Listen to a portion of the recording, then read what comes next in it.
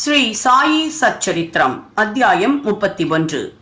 1. சந்நியாசி விஜயானந்த், 2. பாலாராம் மான்கர், 3. நூல்கர், 4. மேகா, 5. புலி. இவர்களெல்லாம் பாபாவின் முன்னிலையில் உயிர் நீத்தல். முன்னுரை. தனது மரண தருவாயில் ஒருவனுக்குள்ள ஆசை அல்லது எண்ணம் அவனது எதிர்காலத்தை நிர்ணயிக்கிறது. கிருஷ்ணரும் கீதையில் எவன் என்னை முடியின் தருவாயில் எண்ணுகிறானோ அவன் உண்மையில் என்னிடமே வருகிறான், அந்த தருணத்தில் வேறெதையும் பற்றி எண்ணுபவன் அவன் விரும்பியபடியே செல்கிறான் என்று கூறுகிறார். நமது கடைசி தருவாயில் ஒரு குறிப்பிட்ட நல்லெண்ணத்தை நினைவில் கொள்ள வேண்டும் என்பதில் நாம் நிச்சயமாக இருக்க முடியாது. இல்லை என்பதை விட பெரும்பாலும் பல்வேறு காரணங்களால் நாம் பயந்து பீதியடைய அதிக வாய்ப்புகள் இருக்கின்றன. எனவே எப்போதாவதோ அல்லது நமது கடைசி தருணத்திலோ கொள்ள வேண்டிய நாம் விரும்புகின்ற புனித நினைவுகளை நம் மனதில் நிலைப்படுத்த நிலையான பயிற்சி அவசியம். எனவே கிளம்புவதற்கான இறுதி நேரம் வரும்போது குழப்பமடையாமல் இருப்பதற்காக எப்போதும் இறைவனை நினைவு கூர்ந்து அவனது நாமத்தை சதா காலம் உச்சரிக்குமாறு எல்லா ஞானிகளும் போதிக்கிறார்கள். அடியவர்கள் தம்மை தாமே முழுமையாக ஞானிகளிடம் அர்ப்பணித்து விடுகிறார்கள். சர்வமும் அறிந்த ஞானிகள் அவர்களது கடைசி காலத்தில் அவர்களை வழி நடத்தி உதவுகிறார்கள் என்ற நம்பிக்கைதான் அதற்கு காரணம். இந்த மாதிரியான சில நிகழ்ச்சிகள் பின்வருமாறு. சந்நியாசி விஜயானந்த். சென்னையை சேர்ந்த விஜயானந்த் என்ற ஞானி மானசரோவருக்கு தீர்த்த யாத்திரை புறப்பட்டார். வழியில் பாபாவின் புகழை கேள்வியுற்று ஷிரடியில் தங்கினார். அங்கு ஹரித்வாரை சேர்ந்த சோமதேவ் சுவாமியை சந்தித்தார். மானசரோவர் பயணத்தை பற்றி அவரிடம் விவரங்கள் விசாரித்தார். கங்கோத்ரிக்கு மேல் மானசரோவர் 500 மைல் உயரத்தில் உள்ளது என்றும் ஏராளமான பனி, 50 காத தூரத்திற்கு ஒரு முறை மொழிமாற்றம், வழியில் யாத்ரீகர்களுக்கு ஏராளமாக தொல்லை கொடுக்கும் பூட்டான் மக்களின் சந்தேக குணங்கள் போன்ற யாத்திரையில் உள்ள கஷ்டங்களை விவரித்தார். இதை செவிமடுத்த துறவி மனம் தளர்வுற்றார். தமது விஜயத்தை ரத்து செய்தார். அவர் பாபாவிடம் சென்று சாஷ்டாங்கமாக பணிந்தபோது பாபா கோபாவேசம் அடைந்து கூறினார், அந்த உபயோகமற்ற துறவியை துரத்துங்கள், அவரின் நட்பு பயனற்றது என்றார். பாபாவின் குணத்தை அந்த துறவி அறியார். எனவே சோர்வடைந்தார். ஆயினும் அங்கு அமர்ந்து அங்கே நடந்து கொண்டிருந்த நிகழ்ச்சிகளை எல்லாம் கவனித்துக் கொண்டிருந்தார். அது காலை நேர தர்பார். மசூதியில் கூட்டம் அதிகமாயிருந்தது. பாபா பல்வேறு விதமாக ஆராதிக்கப்பட்டார். சிலர் அவரின் கால்களை கழுவிக் கொண்டிருந்தனர். சிலர் அவர் கால் கட்டை வரல்களில் நின்று புனித நீரை எடுத்து மன நிறைவுடன் குடித்துக் கொண்டிருந்தனர். சிலர் கண்களால் அவற்றை ஸ்பரிசித்துக் கொண்டிருந்தனர். சிலர் சந்தனம் பூசினர். சிலர் அவர்தம் புனித மேனிக்கு நறுமணம் தடவினர். குலம், ஆச்சாரம் இவற்றை மறந்து அனைவரும் வழிபாடு செய்தனர். பாபா அந்த துறவியின் மேல் கோபம் கொண்டவராயிருந்தாலும் அவர் பாபாவின் பால் பாசம் நிரம்பியவராய் மசூதியை விட்டு போகவில்லை. ஷிரடியில் அவர் 2 நாட்கள் தங்கியிருந்தார். சென்னையிலிருந்து அப்போது அவருடைய தாயார் மிகவும் நோய்வாய்ப்பட்டிருப்பதாக அவருக்கு கடிதம் வந்தது. அவர் மிகவும் மனம் தளர்ந்து தமது தாயார் அருகில் செல்ல விரும்பினார். ஆனால் அவரால் பாபாவின் அனுமதியின்றி செல்ல முடியாது. எனவே தமது கரத்தில் கடிதத்துடன் பாபாவை கண்டு வீடு திரும்ப அனுமதி கேட்டார். வருங்காலத்தை அறிந்த எங்கும் நிறை பாபா அவரிடம், உன்னுடைய தாயாரை நீ இவ்வளவு நேசிக்கும் போது ஏன் துறவியானாய்? சொந்த பந்தங்களும் ஆசா பாசங்களும் காவி உடைக்கு ஒத்து வராது. உன்னுடைய இருப்பிடத்திற்கு சென்று அமைதியாக அமர்ந்து பொறுமையுடன் சில நாட்கள் காத்திரு. வாதாவில் கொள்ளைக்காரர்கள் இருக்கிறார்கள். உனது கதவுகளை நன்றாக தாழிடு. அதிக ஜாகிரதையாக இரு. திருடர்கள் அனைத்தையும் எடுத்துச் சென்று விடுவர். செல்வமும் சுபிக்ஷமும் நிலையற்றவை. இந்த உடல் அழிவிற்கும் மரணத்திற்கும் உட்பட்டது. இதை உணர்ந்து இம்மை மறுமை பொருட்களின் மீது உள்ள பற்று அனைத்தையும் விட்டுவிட்டு உனது கடமையை செய். இவ்வாறாக செய்து எவன் அரியின் பாதங்களில் சரணாகதி அடைகிறானோ அவன் தொல்லைகள் யாவின் என்றும் விடுபட்டு பேரானந்த பெருநிலை எய்துகிறான். அன்புடனும் பாசத்துடனும் எவன் அவரை நினைத்து தியானிக்கின்றானோ பரமாத்மா அவனுக்கு ஓடிச் சென்று உதவி புரிகிறார். உனது முந்தைய நல்வினைகளின் சேகரிப்பு அதிகம். எனவே நீ இங்கு வந்துள்ளாய். இப்போது நான் சொல்வதை கவனி. உனது அந்திம வாழ்க்கையை உணர். ஆசைகளற்று நாளை முதல் பாகவதத்தை பாராயணம் செய்ய தொடங்கு. 3 முறை சப்தாகம் செய். அதாவது பக்தி பூர்வமாக 3 வாரம் 3 முறை பாராயணம் செய்க. பரமாத்மா உன்னிடம் மகிழ்வெய்தி நினது கவலைகளை அழிப்பார். உனது துயர் நிலை மறைந்து நீ அமைதியுறுவாய் என்று கூறினார். அவரது முடிவு நெருங்கிக் கொண்டிருப்பதை பார்த்து பாபா இந்த சிகிச்சையை தேர்ந்தெடுத்தார். மரண தெய்வமான யமனை மகிழ்விக்கும் ராம விஜயம் படிக்கும்படி செய்தார். அடுத்த நாள் காலை குளித்து மற்ற தூய சம்பிரதாயங்களை செய்த பிறகு லெண்டி தோட்டத்தில் உள்ள ஒரு தனிமையான இடத்திற்கு சென்று பாகவதம் படிக்க தொடங்கினார். 2 முறை பாகவத பாராயணம் செய்தார். அதன் பின்னர் மிக சோர்வடைந்தார். வாதாவிற்கு திரும்பினார். 2 நாட்கள் தமது இருப்பிடத்தில் தங்கினார். 3வது நாள் பக்கீர் பாபா என்ற படே பாபாவின் மடியில் உயிர் துறந்தார். பாபா அவரது உடலை ஒரு நாளைக்கு ஒரு நல்ல காரணம் கருதி பாதுகாக்கும்படி மக்களை கேட்டுக்கொண்டார். பின்னர் போலீஸ் வந்து உரிய விசாரணை செய்து உடலை அடக்கம் செய்யும்படி அனுமதி அளித்தனர். உரிய இடத்தில் தக்க மரியாதையுடன் அவரது உடல் அடக்கம் செய்யப்பட்டது. இந்த விதமாக பாபா துறவிக்கு உதவி அளித்து அவருக்கு நற்கதி அளித்தார். பாலாராம் மான்கர். பாலாராம் மான்கர் என்ற இல்லறவாசியான பாபாவின் அடியவர் ஒருவர் தம் மனைவி காலமான பின்பு பெரிதும் சஞ்சலமடைந்தார். வீட்டு பொறுப்பை தன் மகனிடம் ஒப்புவித்துவிட்டு வீட்டை துறந்து ஷிரடி சென்று பாபாவுடன் வாழ்ந்து வந்தார். பாபா அவர் தம் பக்தியால் மகிழ்ந்து அவரின் வாழ்க்கைக்கு ஒரு நல்ல திருப்பத்தை அளிக்க விரும்பினார். அதை அவர் இவ்வாறாக செய்தார். அவருக்கு ரூபாய் 12 அளித்து சாதாரா ஜில்லாவில் உள்ள மச்சித்ரகட்டுக்கு சென்று வாழும்படி கோரினார். மான்கர் முதலில் பாபாவை பிரிந்து சென்று அங்கு தங்குவதில் மனம் இல்லாதவராய் இருந்தார். ஆனால் இதன் மூலம் அவருக்கு ஒரு சிறந்த வாழ்க்கை முறையை கொடுத்துள்ளதாக உறுதி கூறி அவரை தேற்றினார் பாபா. ஒரு நாளைக்கு 3 முறை தியானம் செய்யுமாறு கேட்டுக்கொண்டார். பாபாவின் சொற்களை நம்பி மான்கர் மச்சிந்திரக்கட்டிற்கு வந்தார். இன்பமான காட்சிகள், தூய நீர், ஆரோக்கியமான காற்று, சுற்றுப்புறம் இவற்றால் மிகவும் மகிழ்ந்து ஏகாகிரக சித்தத்துடன் பாபா அறிவுறுத்தியபடி தியானம் செய்ய தொடங்கினார். சில நாட்களுக்கு பிறகு ஒரு தெய்வீக காட்சி அவருக்கு ஏற்பட்டது. அடியவர்கள் பொதுவாக அவர்களது சமாதி நிலைகளில் அல்லது தியானத்தில்தான் அதை பெறுகிறார்கள். ஆனால் மான்கரை பொறுத்த மட்டிலோ தியான நிலையிலிருந்து விடுபட்டு சாதாரண நிலைக்கு வந்தபோதே அதை அவர் பெற்றார். பாபா தாமே அவர் முன் தோன்றினார். மான்கர் அவரை பார்த்தது மட்டுமல்லாது தான் ஏன் அங்கு அனுப்பப்பட்டிருக்கிறார் என்றும் கேட்டார். பாபா பதில் அளிக்கையில், ஷிரடியில் பல்வேறு எண்ணங்களும் கருத்துக்களும் உன் மனதில் உருவாக ஆரம்பித்தன. உனது நிலையற்ற மனதை அடக்கவே இங்கு உன்னை அனுப்பினேன். நான் ஷிரடியில் இருப்பதாக நீ எண்ணுகிறாய். பஞ்சபூதங்களால் ஆனதும் 3.5 முழ நீளம் ஆனதுமாகிய உடம்பில் நான் வசிக்கிறேன் என்றும் அதற்கு வெளியில் நான் இல்லை என்றும் நீ நினைக்கிறாய். இப்போது நீ கண்ணார ஷிரடியில் கண்ட அதே மனிதர்தானா இவர் என்று தீர்மானித்துக்கொள். இந்த காரணத்திற்காக தான் உன்னை நான் இங்கு அனுப்பினேன் என்று கூறினார். குறிப்பிட்ட காலம் முடிந்த பின்னர் மான்கர் மச்சிந்திரக்கட்டை விட்டு நீங்கி தன் சொந்த ஊரான பாந்திராவை நோக்கி புறப்பட்டார். புனேவில் இருந்து தாதர் வரை அவர் ரயிலில் பிரயாணம் செய்ய விரும்பினார். ஆனால் அவர் டிக்கெட் பெற புக்கிங் ஆபீஸிற்கு சென்றபோது மிகவும் கூட்டமாக இருப்பதை கண்டார். விரைவில் அவரால் டிக்கெட் பெற முடியவில்லை. அப்போது தனது இடுப்பில் கோவணத்துடன் ஒரு கிராமவாசி அவர் அருகில் வந்து, நீங்கள் எங்கு போகிறீர்கள் என கேட்டார். மான்கர் தாதருக்கு என்று பதிலளித்தார்.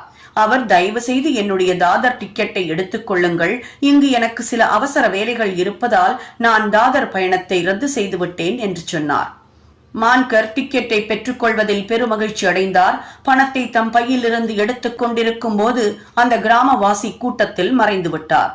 மான்கர் அவரை கூட்டத்தில் தேடியும் பயனில்லை. ஸ்டேஷனை விட்டு வண்டி போகும் வரை மான்கர் அவருக்காக காத்திருந்தார். ஆனால் அவரை பற்றி எந்தவித சுவட்டையும் காணவில்லை. இது மான்கர் வினோதமாக பெற்ற 2வது காட்சியாகும். மான்கர் பின்னர் தமது வீட்டிற்கு சென்றுவிட்டு மீண்டும் ஷிரடிக்கு திரும்பி பாபாவின் ஏவலையும் சேவையையும் செய்து வந்தார். அங்கேயே பாபாவின் பாதங்களிலேயே இருந்தார். பாபாவின் முன்னிலையிலேயே அவருடைய ஆசிர்வாதங்களுடனேயே இந்த உலகத்தை துறக்கும் நல்ல அதிர்ஷ்டம் படைத்திருந்தார். தாத்யா சாஹேப் நூல்கர். தாத்யா சாஹேப் குறித்து ஷிரடியில் உயிர் நீத்தார் என்று மட்டுமே ஹேமத் பந்த் குறிப்பிட்டுள்ளார். சாயிலீலா சஞ்சிகையில் அவரை பற்றி வெளியானதன் சுருக்கம் இங்கு தரப்பட்டுள்ளது. 1909ஆம் ஆண்டு நானா சாஹேப் அங்கு மாமலதாராக இருக்கும் போது பண்டரிபுரத்தில் தாத்யா சாஹேப் ஒரு சப் ஜட்ஜாக இருந்தார். இருவரும் அடிக்கடி சந்தித்து பேசினர். தாத்யா சாஹேப் ஞானிகளை நம்புவதில்லை. ஆனால் நானா சாஹேப் அவர்களை விரும்பினார். சாய்பாபாவின் லீலைகளை நானா சாஹேப் அவருக்கு கூறினார். ஷிரடிக்கு சென்று சாய்பாபாவை பார்க்க அவரை வற்புறுத்தினார். முடிவாக 2 நிபந்தனைகளின் பேரில் ஷிரடிக்கு போக சம்மதித்தார் அவர். 1, ஒரு பிராமண சமையற்காரர் அவருக்கு கிடைக்க வேண்டும். 2, அன்பளிப்பிற்காக நல்ல நாக்பூர் ஆரஞ்சுகளை பெற வேண்டும். இந்த 2 நிபந்தனைகளும் தெய்வாதீனமாக நிறைவேறின. நானா சாஹேப்பிடம் சேவைக்காக ஒரு பிராமணர் வந்தார். அவர் தாத்தியா சாஹேப்பிடம் அனுப்பப்பட்டார். தாத்தியா சாஹேப் 100 அழகிய ஆரஞ்சு பழங்கள் அடங்கிய பார்சலை பெற்றார். அனுப்பியவர் யார் என்று தெரியவில்லை. நிபந்தனைகள் நிறைவேற்றப்பட்டதால் தாத்தியா சாஹேப் ஷிரடிக்கு போக வேண்டியதாயிற்று. முதலில் பாபா அவரிடம் மிகவும் கோபாவேசம் அடைந்தார். ஆனால் படிப்படியாக தாத்தியா சாஹேப் தனது அனுபவங்களால் பாபா கடவுள் அவதாரமே என்று உறுதி பெற்றார். பாபாவிடம் அத்தகைய அன்பு பூண்டு தனது மரணம் வரை அங்கேயே தங்கினார். அவருடைய முடிவு நெருங்கிக் கொண்டிருக்கும் போது அவரிடம் புனித வேதங்கள் படிக்கப்பட்டன. முடியும் தருவாயில் பாபாவின் பாத தீர்த்தம் கொண்டு வரப்பட்டு குடிப்பதற்காக அவரிடம் தரப்பட்டது. பாபா அவருடைய மரணத்தை கேள்விப்பட்டு, ஓ தாத்தியா நம்மை விட்டு சென்று விட்டார், அவர் மீண்டும் பிறக்க மாட்டார் என்றார். மேகாவின் கதை முன்னாலேயே 28ஆம் அத்தியாயத்தில் விளக்கப்பட்டிருக்கிறது. மேகா இறந்த பின்பு கிராமத்தார் எல்லோரும் சவ ஊர்வலத்தில் கலந்து கொண்டனர். பாபாவும் அவர்களுடன் கூட சென்று மலர்களை மேகா உடல் மீது பொழிந்தார். சடங்குகள் செய்யப்பட்ட பிறகு சாதாரண மனிதர்களைப் போன்று பாபாவின் கண்களில் நின்றும் நீர் வழிந்தது. பெருந்துக்கத்தாலும் கவலையாலும் பீடிக்கப்பட்டிருப்பதாக காணப்பட்டார். பின்னர் அவரது உடம்பை மலரால் மூடி நெருங்கிய உறவினரைப் போல அழுத பின்பு பாபா மசூதிக்கு திரும்பினார். மனிதர்களுக்கு பல ஞானிகள் சத்கதி அளிப்பது கண்ணுறப்பட்டிருக்கிறது. ஆனால் சாய்பாபாவின் பெருமை ஒப்புவமையற்றது. புலி பாபா சமாதி அடைவதற்கு 7 நாட்களுக்கு முன் ஷிரடியில் ஒரு வியத்தகு சம்பவம் நிகழ்ந்தது. ஒரு கிராமப்புற வண்டி வந்து மசூதிக்கு முன்னால் நின்றது. தனது பயங்கர முகம் வண்டியின் பின்புறம் நோக்கி திரும்பி இருக்க, இரும்பு சங்கிலிகளால் பிணைக்கப்பட்டுள்ள ஒரு புலி வண்டியில் இருந்தது. அது ஏதோ ஒரு நோயால் அல்லது பயங்கர துன்பத்தால் அவதியுற்றுக் கொண்டிருந்தது. அதனுடைய காவலர்களான 3 பெர்வஷிகள் அதை ஊராக எடுத்துச் சென்று காண்பிப்பதன் மூலம் பொருள் ஈட்டி வந்தனர். அதுவே அவர்களின் ஜீவனோபாயமாகும். அந்த புலி அனுபவித்துக் கொண்டிருக்கும் வேதனைகளினின்று அதை விடுவிக்க, குணமளிக்க அவர்கள் எடுத்துக்கொண்ட பலவித சிகிச்சை முறைகளும் பலனற்றதாய்விட்டன. அப்போது அவர்கள் பாபாவின் புகழை கேள்வியுற்று மிருகத்துடன் அவரை பார்க்க வந்தனர். தங்கள் கைகளில் சங்கிலியுடன் அதை அவர்கள் கீழிறக்கி கதவருகில் அதை நிற்கும்படி செய்தனர். அது இயற்கையிலேயே கிரூரமானது, அத்துடன் நோய்வாய்ப்பட்டது. எனவே அது இருப்பு கொள்ளாமல் இருந்தது. மக்கள் அதை பயத்துடனும் வியப்புடனும் பார்க்க துவங்கினர். தெர்வஷிகள் உள்ளே சென்று புலியை பற்றிய அனைத்தையும் பாபாவுக்கு கூறி அவருடைய அனுமதியுடன் அதை அவர் முன்னர் கொணர்ந்தனர். புலி படிகளை நெருங்கியதும் பாபாவின் ஒளியினால் அதிர்ச்சியுற்று தனது தலையை தாழ்த்தியது. பாபாவும் புலியும் சந்தித்துக் கொண்ட போது அது படியேறி பாபாவை பாசத்துடன் நோக்கியது. தனது வாலில் உள்ள மயிர்கொத்தை ஆட்டி அதை 3 முறை தரையில் அடித்து உணர்ச்சியற்று சாய்ந்தது. அது இறந்தது கண்டு தர்வஷிகள் முதலில் பெருந்துன்பமுற்று சோகம் நிரம்பியவர்களாயிருந்தனர். ஆனால் பக்குவம் அடைந்த எண்ணத்திற்கு பிறகு அவர்கள் தங்கள் நிலைக்கு திரும்பினர். புலி வியாதியால் பீடிக்கப்பட்டிருந்ததால் அது தனது முடிவை நெருங்கிக் கொண்டிருந்தது என்றும், அது மிகுந்த தகைமை உடையதாயிருந்ததால் பாபாவின் பாதார விந்தங்களில் அவர் தம் முன்னிலையில் மரணத்தை சந்திக்கும் நிலை அடைந்ததென்றும் கருதினார்கள். அது அவர்களின் கடனாளி.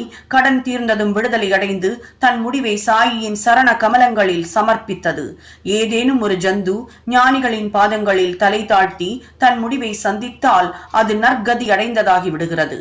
அத்தகைய ஜந்துக்களை பொறுத்தவரை அவைகள் புண்ணியசாலிகளாக இருந்தாலன்றி எங்கனம் அத்தகைய மகிழ்ச்சிகரமான முடிவை எய்த இயலும்? ஸ்ரீ சாயியை பணிக. அனைவருக்கும் சாந்தி நிலவட்டும்.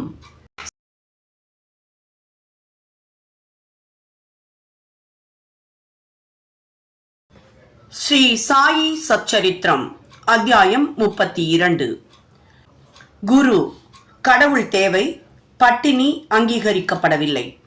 இந்த அத்தியாயத்தில் ஹேமத் பந்த் 2 விஷயங்களை விவரிக்கிறார்.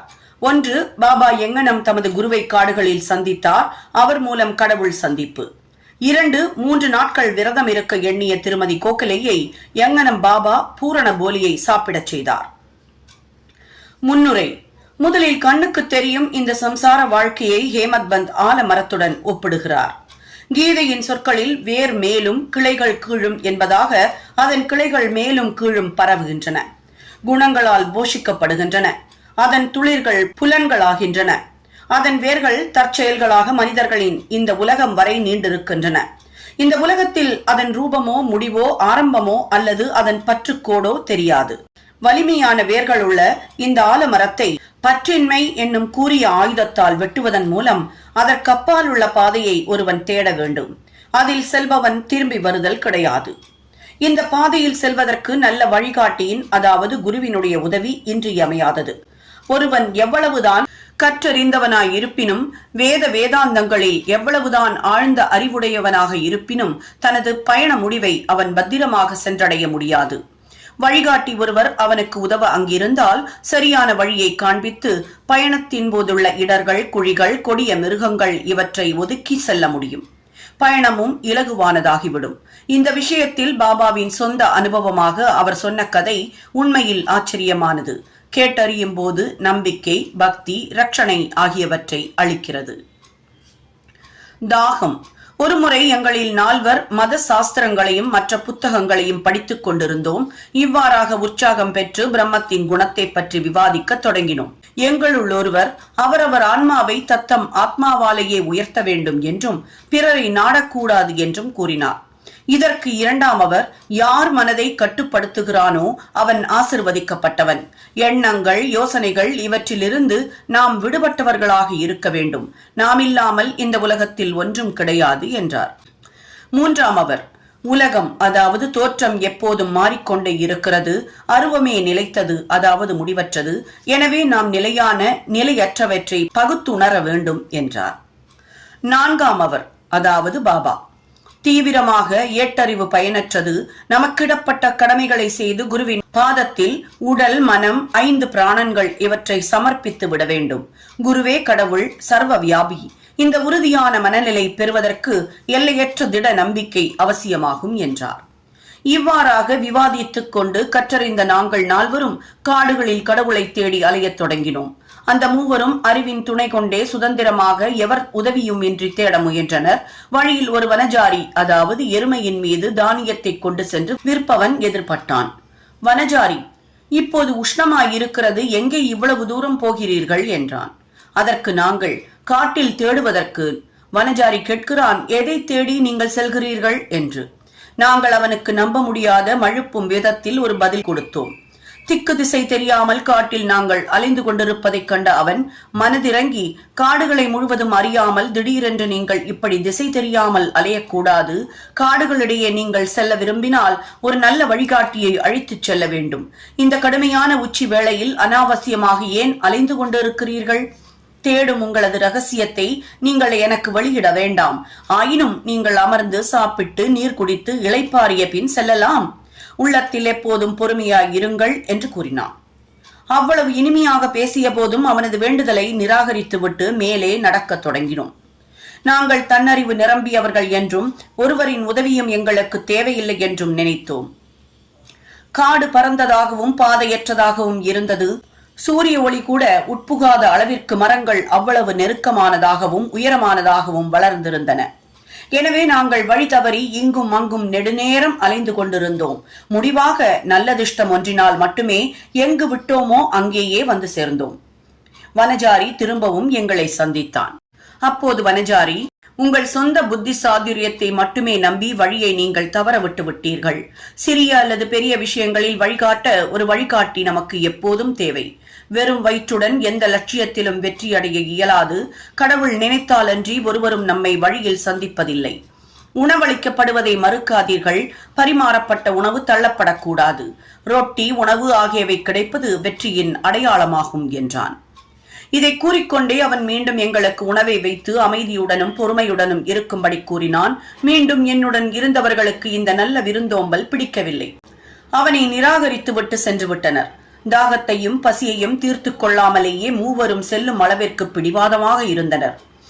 எனக்கு பசியும் தாகமும் இருந்ததால் வனஜாரியின் அசாதாரண அன்பில் உருகினேன். மிகவும் கற்றறிந்தவர்கள் என்று எங்களை எண்ணிக்கொண்டோம். அன்பிற்கும் இரக்க குணத்திற்கும் நாங்கள் புதியவர்களாகவே இருந்தோம். வனஜாரி கல்வி அறிவற்றவன், தகுதியற்றவன், கீழ்குலத்தை சேர்ந்தவன் என்றாலும் அவன் உள்ளத்தில் அன்பு இருந்தது. அவன் எங்களை உண்ணச் சொன்னான். மற்றவர்களை நிஷ்காமியாக நேசிப்பவன் உண்மையிலேயே உயர்த்தப்படுகிறான். அவனது விருந்தோம்பலை ஏற்றுக்கொள்ளுதலே ஞானத்தை ஏற்றுக்கொள்வதற்கான சிறந்த ஆரம்பமாகும் என நான் நினைத்தேன். எனவே அளிக்கப்பட்ட ரொட்டி துண்டை மிக்க மரியாதையுடன் நான் ஏற்றுக்கொண்டேன். தண்ணீரையும் பருகினேன். அப்போது குருவே எங்கள் முன் வந்து நின்றார். எதை பற்றி சர்ச்சை என்று கேட்டார். நடந்த எல்லாவற்றையும் நான் கூறினேன். அப்போது அவர், நீ என்னுடன் வர விரும்புகிறாயா? உனக்கு தேவையானவற்றை நான் காண்பிக்கிறேன். ஆனால் நான் சொல்லுவதில் நம்பிக்கையுடையவனே வெற்றி அடைவான் என்றார். மற்றவர்கள் அவர் கூறியதை ஒப்புக்கொள்ளாமல் அவரை விட்டு சென்றனர். ஆனால் நான் அவரை வணங்கி அவரது கொள்கையை ஏற்றுக்கொண்டேன். பின்னர் அவர் என்னை ஒரு கேணிக்கு அழைத்துச் சென்றார். என் கால்களை கயிற்றால் கட்டினார். என்னை தலை கீழாக பக்கத்தில் இருந்த மரத்தில் தொங்கவிட்டார்.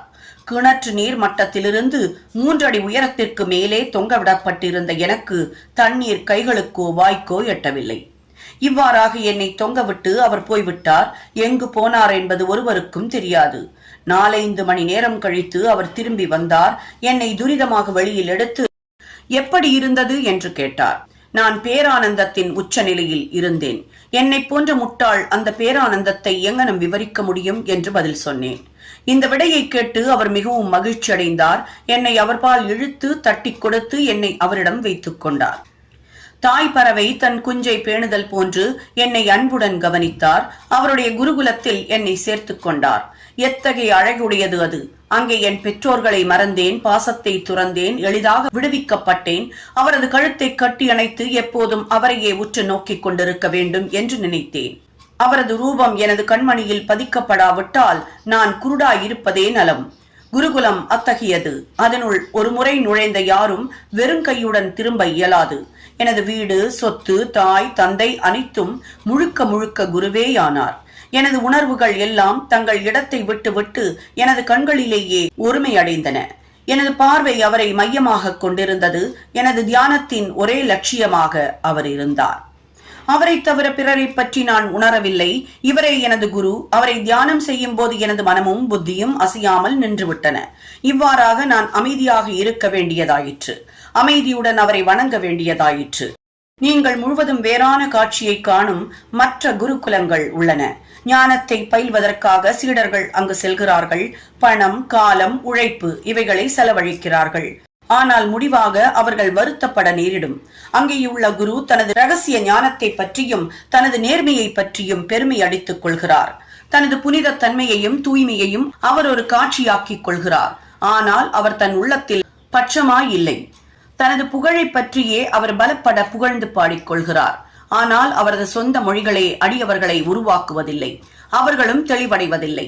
தன்னை அறிதலை பொறுத்தவரை அவரிடம் ஒன்றுமில்லை. சீடர்களுக்கு அத்தகைய பள்ளிகள் என்ன விதத்தில் பயன்படும்? அதனால் அவர்கள் என்ன நன்மை அடைவார்கள்? இதற்கு முன்னர் குறிப்பிட்ட குருவானவர் வேறு விதமானவர். அவரது அருளால் எந்தவித முயற்சி படிப்புமின்றியே ஞானம் தானாகவே எனக்கு பளிச்சிட்டது. நான் எதையும் தேடவில்லை. ஆனால் எனக்கு எல்லாம் வெள்ளிடை மலை என விளங்கியது. குரு மட்டுமே தலைகீழ் தொங்க விடுதல் எவ்வாறு மகிழ்ச்சியை கொடுக்கும் என்பதை அறிவார். அந்த 4 பேர்களுள் ஒருவன் கர்மகர்த்தா. அவனுக்கு எவ்வாறு சில சடங்கு முறைகளை செய்வது அல்லது செய்யாமல் இருப்பது என்று மட்டுமே தெரியும். 2ஆம் ஞானி, தனது ஞான பெருமையில் ஊறியவன். 3வது ஆள் கடவுள் ஒருவரை ஆட்டுவிப்பவர் என்று நம்பி அவரிடம் தம்மை முழுமையாக சரணாக்கிவிட்ட பக்தன். மூவரும் விவாதித்து வாதம் பண்ணி கொண்டிருக்கையில் கடவுளை பற்றிய கேள்வி எழுந்தது. முறையான வழிகாட்டுதல் இல்லாத அறிவுடன் அவரை தேடிக்கொண்டு போனார்கள். விவேகம், பற்றின்மை இவர்களின் அவதாரமான சாயி 4வருள் ஒருவர். அவரே பிரம்ம அவதாரமாயிருந்தும் ஏன் அவர்களுடன் சேர்ந்து முட்டாள்தனமாக நடந்து கொள்கிறார் என்று சிலர் கேட்கலாம். மக்கள் நன்மை அடைவதற்கும் அவர்கள் நம்மை பின்பற்றும்படி தாம் ஒரு எடுத்துக்காட்டாக இருக்கவுமே அவர் இதை செய்தார். தாமே ஒரு அவதாரமாயிருந்தும் கீழான வனஜாரியை மதித்து உணவே கடவுள் என்ற உறுதியான நம்பிக்கையுடன் அதை ஏற்றுக்கொண்டார். வனஜாரியின் விருந்தோம்பலை ஏற்காதவர்கள் எங்கனம் கஷ்டப்பட்டார்கள் என்றும் குருவின்றி ஞானம் அடைவது இயலாததென்பதையும் அவர் காண்பித்தார். ஸ்ருதி, அதாவது தைத்திரிய உபனிஷதம், நமக்கு மாதா பிதா குருவின் வழிபாட்டையும் புனித கிரந்தங்களை கற்பதையும் கற்பிக்க வேண்டுவதையும் வற்புறுத்துகிறது. இவைகளே நமது மனதை தூய்மைப்படுத்தும். இந்த தூய்மை செய்யப்பட்டால் ஒழிய தன்னை அறிதல் இயலாததாகும். உணர்ச்சிகளோ மனதோ புத்தியோ ஆன்மாவை எட்டுவதில்லை. காணுதல், அறிந்து கொள்ளுதல் இந்த விஷயத்தில் நமக்கு உதவாது. குருவின் அருள் ஒன்றே எண்ணப்படுவதாகும். நமது வாழ்க்கையின் லட்சியங்களான தர்மம், அர்த்தம், காமம் ஆகியவை நமது முயற்சியாலேயே அடையப்படுகிறது. ஆனால் மோட்சம், அதாவது விடுதலை, குருவின் உதவியாலேயே அடையப்படுகிறது. சாயியின் தர்பாரில் பல மனிதர்கள் தோன்றி தங்கள் பாத்திரத்தை நடித்தார்கள். ஜோசியர்கள் வந்து தங்கள் ஜோசியங்களை கூறினார்கள். இளவரசர்கள், கனவான்கள், ஏழைகள், பணக்காரர்கள், சந்நியாசிகள், யோகிகள், பாடகர்கள் மற்றும் பலரும் தரிசனத்திற்காக வந்தனர். மகார் அதாவது கீழ் ஜாதியினர் கூட வந்து தனது ஜோஹாரை அதாவது வந்தனத்தை தெரிவித்துவிட்டு சாய்பாபாவே தனது மாயி பாபா அதாவது உண்மையான பெற்றோர் என்கின்றார். ஜால வித்தைக்காரன், கோந்தலிகள் அதாவது வில்லுப்பாட்டுக்காரர்கள், குருடு, நொண்டி, நாற்பந்திகள் அதாவது பாடகர்கள், நாட்டியக்காரர்கள், விளையாட்டு வீரர்கள் இவ்வாறாக பலரும் வந்தனர். உரிய வரவேற்பு அளிக்கப்பட்டனர். வனஜாரியும் தனது தருணத்தில் தனக்கு கொடுக்கப்பட்ட பாத்திரத்தை நடித்தான். நாம் இப்போது வேறொரு கதைக்கு போவோம். உண்ணாவிரதமும் திருமதி கோகலேயும். பாபா ஒருபோதும் பட்டினி இருந்ததில்லை, மற்றவர்களையும் பட்டினி இருக்க அனுமதிக்கவில்லை. விரதம் இருப்பவன் மனது அமைதியாயிருப்பதே இல்லை. பின்னர் அவன் எங்கனும் பரமார்த்திகத்தை அடைய முடியும். வெறும் வயிற்றுடன் கடவுள் அறியப்பட மாட்டார். முதலில் ஆன்மா சாந்தப்பட வேண்டும். வயிற்றில் உணவின் ஈரம் இல்லையாயின் அவர்தம் புகழை என் நாவுடன் நாம் இசைக்க முடியும். கடவுளை எந்த கண்களுடன் பார்க்க முடியும் அல்லது எந்த காதுகளால் தான் அவர் புகழை கேட்க முடியும்? சுருக்கமாக நமது எல்லா உறுப்புகளும் அவைகளுக்குரிய போஷிப்பை பெற்று நன்றாக இருக்கும் போது கடவுளை அடைவதற்குரிய பக்தி மற்றும் பல சாதனைகளையும் நாம் பெற முடியும். எனவே பசியோடு இருத்தலோ மிகவும் உண்பதோ ஆகாது. உடலுக்கும் மனதிற்கும் மிதமான போக்கே உண்மையில் நல்லது. திருமதி கோகலே என்ற பெண்மணி பாபாவின் பக்தியான திருமதி காஷிபாய் கனிட்கர் என்பவளிடமிருந்து தாதா கேல்கருக்கு ஒரு அறிமுக கடிதம் வாங்கி வந்தாள். அதற்கு முந்தின தினம் பாபா தாதா கேல்கரிடம் தமது குழந்தைகளை அதாவது ஷிங்காவின் புனித நாட்கள் போது பட்டினியாயிருப்பதை தாம் அனுமதிக்க முடியாது என்று கூறினார். அடுத்த நாள் அந்த பெண்மணி தாதா கேல்கருடன் சென்று பாபாவின் முன் அமர்ந்தபோது பாபா உடனே அவளை நோக்கி பட்டினி இருக்க தேவை என்ன என்று கேட்டார். தாத்தா பட்டின் வீட்டிற்கு போய் பூரண போலியை அதாவது கடலை மாவு, வெல்லம் சேர்த்த கோதுமை ரொட்டி செய்து அவர் குழந்தைகளுக்கு கொடுத்து நீயும் உண்பாய் என்று கூறினார். திருமதி கேல்கர் அப்போது வீட்டு விளக்கம் ஆகியிருந்தாள். தாதா பட்டின் வீட்டில் சமையல் செய்ய ஒருவரும் இல்லை. எனவே பாபாவின் அறிவுரை காலத்தினார் செய்ததாயிற்று. திருமதி கோகலே தாதா பட்டின் வீட்டிற்கு செல்ல வேண்டியதாயிற்று. சொல்லியபடி அந்த பண்டத்தை செய்ய வேண்டியதாயிற்று. அன்றைக்கு அவள் சமைத்து மற்றவர்களுக்கு போட்டு தானும் உண்டாள். என்ன அருமையான கதை! எத்தகைய ஆழமான படிப்பினை! பாபாவின் எஜமானர். பாபா தமது பால்ய பருவத்தின் கதை ஒன்றை பின்வருமாறு சொன்னார். நான் சிறு பையனாக இருந்தபோது உணவுக்காக வேலை தேடிக் கொண்டிருந்தேன். பிட்காவனுக்கு சென்றேன். அங்கு எனக்கு எம்ப்ராய்டரி வேலை கிடைத்தது. ஒரு துன்பத்தையும் பாராது கடுமையாக உழைத்தேன். முதலாளி என் மீது மிகுந்த மகிழ்ச்சி அடைந்தார். எனக்கு முன் மற்ற 3 பையன்களும் வேலை செய்தனர். முதல்வன் ரூபாய் 50, இரண்டாம் அவன் ரூபாய் 100, மூன்றாம் அவன் ரூபாய் 150 பெற்றனர். இவர்களின் மொத்த தொகையை போல் 2 மடங்கு நான் பெற்றேன். அதாவது ரூபாய் 600 பெற்றேன். எனது புத்தி சாதுரியத்தை கண்ட முதலாளி என்னை நேசித்தார், துதித்தார். முழு ஆடை, தலைக்கு டர்பன், உடம்புக்கு ஷேலா அதாவது சால்வை முதலியவற்றை தந்து என்னை கௌரவித்தார். இவற்றை உபயோகிக்காமல் நான் பத்திரமாக வைத்திருந்தேன். எந்த ஒரு மனிதன் அழிப்பதும் நெடுநாள் இருப்பதில்லை. அது முழுமையுடையதும் அல்ல. ஆனால் எனது எஜமானர் அதாவது கடவுள் அளிப்பதோ கால முடிவு பரியந்தம் நிலைத்திருக்கிறது. அவரின் வெகுமதியை வேறெந்த வெகுமதியுடனும் ஒப்பிட முடியாது. எனது எஜமானரோ எடுத்துக்கொள் எடுத்துக்கொள் என்கிறார். ஆனால் எல்லோரும் என்னிடம் வந்து கொடு கொடு என்கிறார்கள். நான் கூறுவதன் பொருளை ஒருவரும் கவனத்துடன் பார்ப்பதில்லை. எனது எஜமானரின் கஜானா நிரம்பி இருக்கிறது, நிரம்பி வழிகிறது.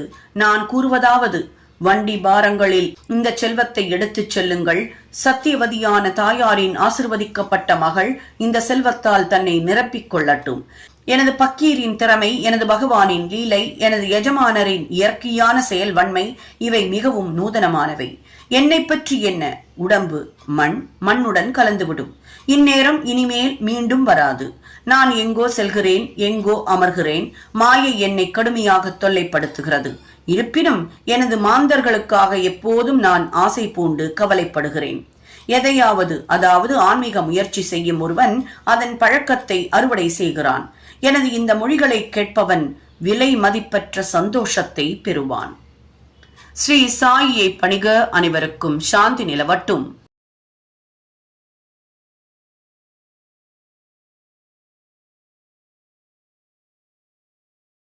ஸ்ரீ சாயி சச்சரித்திரம் அத்தியாயம் 33. உதியின் பெருமை.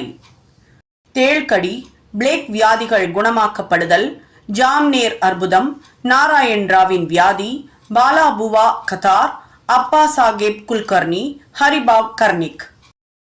சென்ற அத்தியாயத்தில் குருவின் பெருமையை பற்றி நாம் விவரித்தோம். இந்த அத்தியாயத்தில் உதியின் பெருமையை பற்றி விளக்குவோம். முன்னுரை. இப்போது பெரும் ஞானிகளின் முன் தலை தாழ்த்தி வணங்குவோம். அவர்களின் கருணை நிறைந்த கடைக்கண் பார்வைகளே மலை போன்ற பாவங்களை அழித்து நமது ஒழுக்கத்தில் உள்ள தீய கரைகளை நீக்கி சீர்படுத்துகிறது. அவர்களின் சாதாரண பேச்சே நல்ல உபதேசத்தை அளித்து நமக்கு அழியாத இன்பத்தை நல்குகிறது. இது எங்களுடையது, அது உங்களுடையது என்ற பாகுபாடு அவர்கள் மனதில் எழுவதே இல்லை. அவர்களது கடனானது இந்த பிறவியிலும் இனிவரும் பிறவிகளிலும் நம்மால் திருப்பிக் கொடுக்கப்பட போவதே இல்லை. உதி. பாபா அனைவரிடத்தும் இருந்தும் தட்சணையை பெற்றார். இவ்வாறாக சேகரிக்கப்பட்ட பணத்திலிருந்து அவர் பெருமளவு தர்மத்திற்கும் மீதியை விறகு வாங்குவதற்கும் செலவழித்தார். அவர் எப்போதும் எரிய விட்டுக் கொண்டிருந்த துனி என்ற புனித நெருப்பில் விறகை இட்டார். இந்த நெருப்பிலிருந்து வரும் சாம்பலானது உதி என்று அழைக்கப்பட்டது. பக்தர்கள் ஷிரடியை விட்டு புறப்படும் சமயத்தில் இந்த உதியானது தாராளமாக விநியோகிக்கப்பட்டது.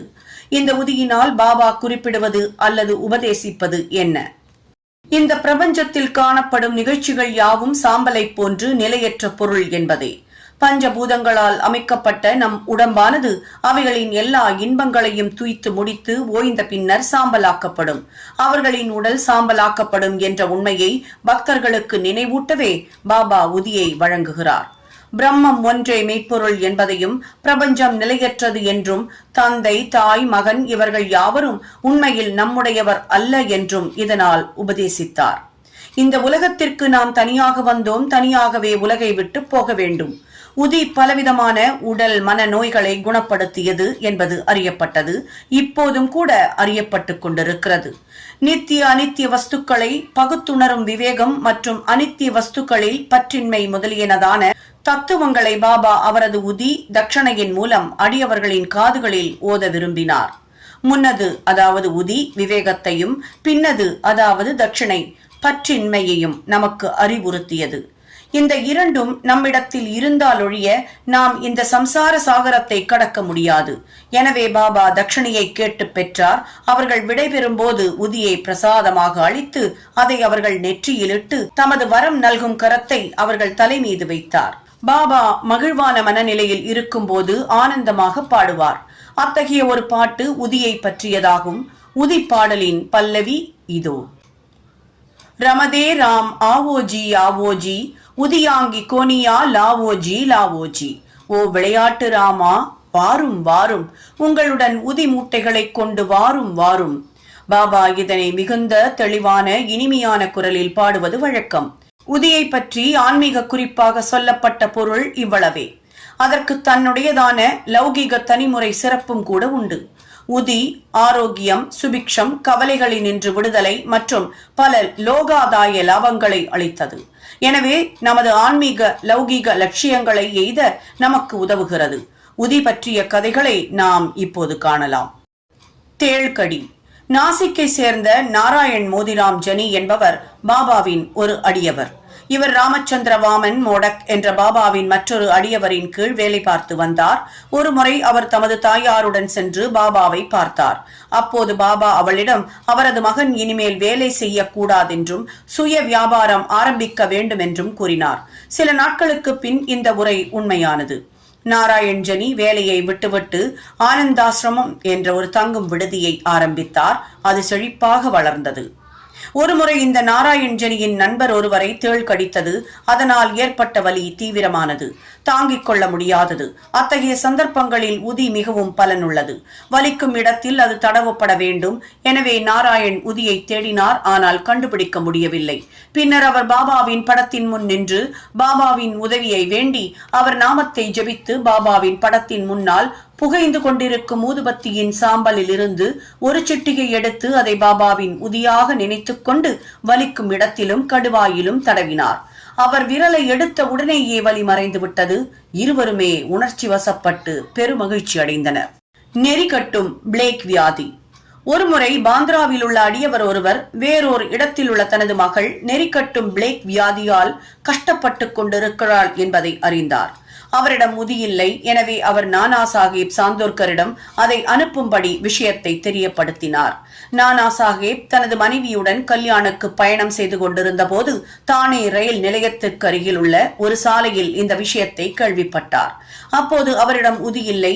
எனவே அவர் தரையிலிருந்து கொஞ்சம் மண்ணை எடுத்து பாபாவை தியானம் செய்து அவரது உதவியை தொழுது வேண்டிக் கொண்டு அருகிலிருந்த தனது மனைவியின் நெற்றியில் இட்டார். அடியவர் இவற்றை எல்லாம் கண்டார். பின்பு அவர் தமது மகள் வீட்டிற்கு சென்றபோது 3 நாட்களாக கஷ்டப்பட்டுக் கொண்டிருந்த தனது மகள் தானே ரயில் நிலையத்தருகில் நானா பாபாவை வேண்டிக் கொண்ட அதே சமயத்திலிருந்து குணமடையலானாள் என்பதை அறிந்து மிகவும் மகிழ்ச்சி அடைந்தார். ஜாம்நேர் அற்புதம்.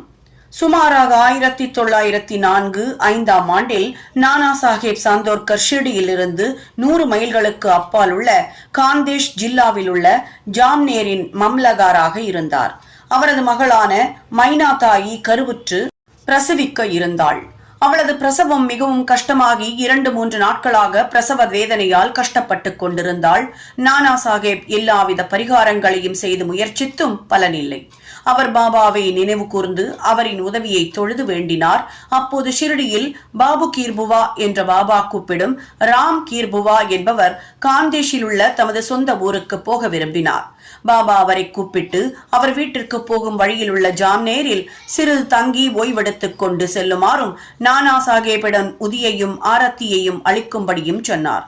ராம் கீர்புவா தன்னிடம் 2 ரூபாய்கள் தான் இருப்பதாகவும் ஜல்காவன் வரையில் உள்ள ரயில் கட்டணத்திற்கு மட்டுமே இது போதுமானது என்றும் ஜல்காவனிலிருந்து 30 மைல் தூரத்தில் உள்ள ஜாம்நேர் வரை போவது தம்மால் இயலாது என்றும் கூறினார். இதற்கு பாபா எல்லா ஏற்பாடுகளும் செய்யப்படுமாதலால் அவரை கவலைப்பட வேண்டாம் என்று உறுதியளித்தார். பின்னர் மாதவ் அட்கரால் புனையப்பட்ட புகழ்பெற்ற ஆரத்தி பாடலை ஷாமாவிடம் எழுதச் சொல்லி அதன் பிரதியை உதியுடன் ராம் கீர்புவாவிடம் கொடுத்து நானா சாஹேபிடம் கொடுக்கும்படி கூறினார். பின்னர் ராம் கீர்புவா பாபாவின் மொழிகளை நம்பி ஷிரடியை விட்டு புறப்பட்டு ஜல்காவனை அதிகாலை 2 மணி அளவில் அடைந்தார். அப்போது அவரிடம் 2 அணாக்கள் தான் மீதமிருந்தன. மிகவும் நெருக்கடியான நிலையில் இருந்தார். அவரது பெரும் சுமை தணிவுறும் வகையில் யார் ஷிரடியை சேர்ந்த பாபு கீர்புவா என்று யாரோ கூப்பிடுவது கேட்டது. பின்னர் அவர் அவனிடம் சென்று தாமே பாபு கீர்புவா என்று கூறினார். தாம் நானா சாஹேபிடமிருந்து வருவதாகவும் அவருடைய வேலையாள் என்றும் கூறி நல்ல ஜோடி குதிரைகளுடன் கூடிய ஒரு பிரமாதமான வண்டியிடம் அழைத்துச் சென்றான். அவர்கள் இருவரும் அதில் பிரயாணம் செய்தார்கள். வண்டி வேகமாக ஓடியது. அதிகாலையில் அவர்கள் ஓடைக்கரை ஒன்றை அடைந்தனர். வண்டி ஓட்டி குதிரைகளை தண்ணீர் குடிக்க அழைத்துச் சென்றான். பியூன் ராம் கீர்புவாவை சிறிது உணவு உட்கொள்ளுமாறு கூறினான். பியூனின் தாடி மீசை இவற்றையெல்லாம் ராம் கீர்புவா பார்த்துவிட்டு அவனை முகமதியனாக சந்தேகப்பட்டு எந்தவித சிற்றுண்டியும் அவனிடமிருந்து பெற விருப்பம் இல்லாதவராய் இருந்தார். ஆனால் வேலையாளோ தாம் ஒரு ஹிந்து கார்வாலை சேர்ந்த சத்ரியன் என்றும் நானா சாஹேப் இந்த சிற்றுண்டிகளை எல்லாம் அனுப்பி இருப்பதாகவும் இதை ஏற்றுக்கொள்வதில் எந்தவித கஷ்டமோ சந்தேகமோ வேண்டியதில்லை என்றும் கூறினான். பின்னர் அவர்கள் இருவரும் சிற்றுண்டி உண்டு மீண்டும் புறப்பட்டனர். பொழுது விடியும் போது ஜாம்நேரை அடைந்தனர். ராம் கீர்புவா சிறுநீர் கழிக்கச் சென்று சில நிமிடங்களில் திரும்பி வந்தார். அப்போது குதிரை வண்டியையும் வண்டி ஓட்டியையும் காணாது பேச்சற்றவரானார். பின்னர் அருகில் உள்ள கச்சேரிக்கு சென்று விசாரித்து மம்லதார் வீட்டில் இருப்பதை அறிந்து கொண்டார். நானா சாஹேபின் வீட்டிற்கு சென்று தம்மை அறிமுகப்படுத்திக் கொண்டு பாபாவின் உதியையும் ஆரத்தியையும் அளித்தார். இந்த தருணத்தில் மைனாதாயின் விஷயம் மிக மிக தீவிரமடைந்து வீட்டில் இருந்தோர் அனைவரும் அவளை குறித்து ஆழ்ந்த கவலையுற்றனர். நானா சாஹேப் தனது மனைவியை அழைத்து உதியை தண்ணீரில் கரைத்து கொடுக்கும்படியும் ஆரத்தியை பாடும்படியும் கேட்டுக்கொண்டார். பாபாவின் உதவி உற்ற சமயத்தில் கிடைத்திருக்கிறதென அவர் நினைத்தார்.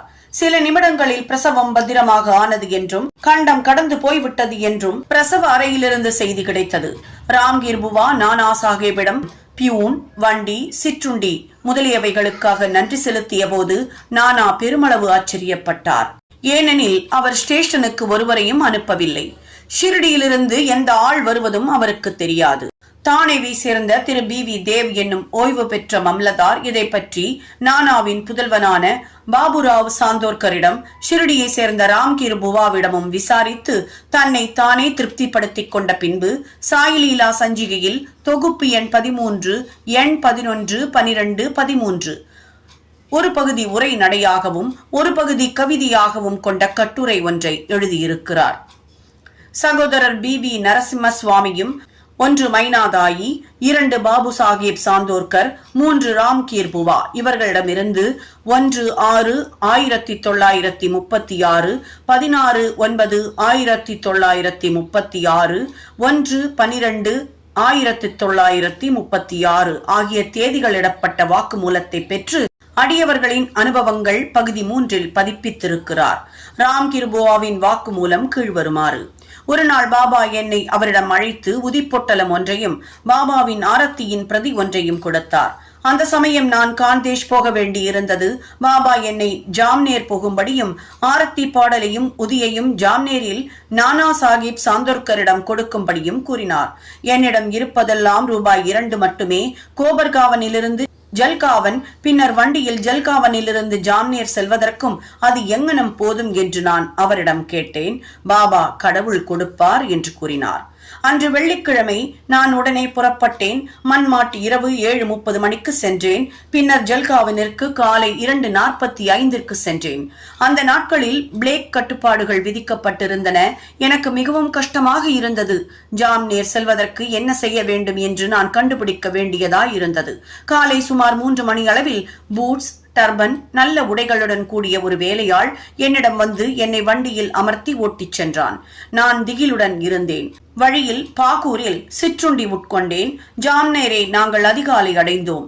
நான் சிறுநீர் கழிக்கச் சென்று திரும்பிய போது குதிரை வண்டியை காணவில்லை, வண்டிக்காரனும் இல்லை என்றார்.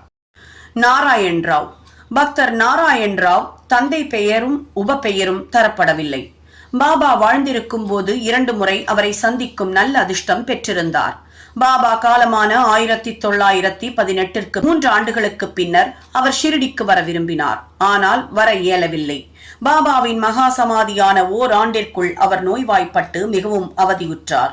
எல்லா விதமான சாதாரண சிகிச்சைகளும் அவருக்கு பலன் அளிக்கவில்லை. எனவே பாபாவை அல்லும் பகலும் தியானித்தார். ஒரு நள்ளிரவு கனவில் அவர் ஒரு காட்சியை கண்டார். பாபா நிலவரை ஒன்றிலிருந்து வெளிவந்து அவருக்கு ஆறுதல் அளித்து, கவலைப்படாதே, நாளையிலிருந்து நீ குணமடைவாய், 1 வாரத்திற்குள் நன்றாக நடமாடுவாய் என்று கூறினார்.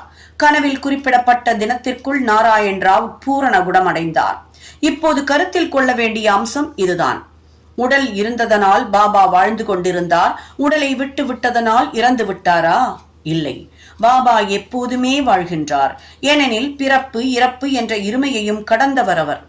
எவன் ஒருவன் முழு மனதுடன் அவரை நேசிக்கின்றானோ அவன் எந்த நேரத்திலும் எந்த இடத்திலும் அவரிடமிருந்து பதிலை பெறுகிறான். நமது அருகிலேயே அவர் எப்போதும் இருக்கிறார். எந்த ரூபத்தையும் எடுத்துக் கொள்கிறார். பிரியமுள்ள பக்தனிடத்து தோன்றி அவனை திருப்திப்படுத்துகிறார். அப்பா சாஹேப் குல்கர்னி. 1917ஆம் ஆண்டு அப்பா சாஹேப் குல்கர்னிக்கு ஒரு வாய்ப்பு நேரிட்டது. அவர் தானேவிற்கு மாற்றப்பட்டு பாலா சாஹேப் பாடேயால் அளிக்கப்பட்ட பாபாவின் படத்தை வழிபடத் தொடங்கினார். உண்மையான ஆர்வத்துடன் அவர் வழிபாடு செய்தார். பூ, சந்தனம், நெய்வேத்தியம் இவைகளை தினமும் பாபாவின் படத்தின் முன் சமர்ப்பித்தார். அவரை நேரில் காணவும் விரும்பினார். இது தொடர்பாக ஒன்றை குறிப்பிடலாம். பாபாவின் படத்தை ஆர்வத்துடன் பார்ப்பதானது அவரை நேரில் காண்பதற்கு சமமாகும். கீழ்வரும் கதை இந்த உண்மையை வெளிப்படுத்துகிறது. பாலாபுவா சுதார். பம்பாயை சேர்ந்த பாலாபுவா சுதார் என்னும் அருட்தொண்டர் அவர்தம் கடவுள் பற்று, பக்தி மற்றும் பஜனை முதலியவற்றால் நவீன துக்காராம் என்று அழைக்கப்பட்டார். அவர் முதல் முறையாக 1917 ஷிரடிக்கு வந்தார். பாபாவின் முன்னால் நமஸ்கரித்த போது பாபா, இந்த மனிதரை நான் 4 ஆண்டுகளாக அறிவேன் என்றார். பாலாபுவா ஆச்சரியப்பட்டு, இதுவே தமது முதல் ஷிரடி விஜயமாதலால் அத்தெங்கனம் இருக்க முடியும் என்று எண்ணினார். ஆனால் அதை பற்றி தீவிரமாக சிந்தித்த போது 4 ஆண்டுகளுக்கு முன்னர் பம்பாயில் பாபாவின் படத்தின் முன்னர் வீழ்ந்து நமஸ்கரித்தது நினைவிற்கு வந்தது. தனக்குள் அவர் ஞானிகள் எத்தகைய நிறை பேரறிவு உடையவர்களாகவும் சர்வ வியாபிகளாகவும் இருக்கிறார்கள். தமது அடியவர்களிடம் அவர்கள் எத்தகைய அன்புடன் விளங்குகின்றனர்.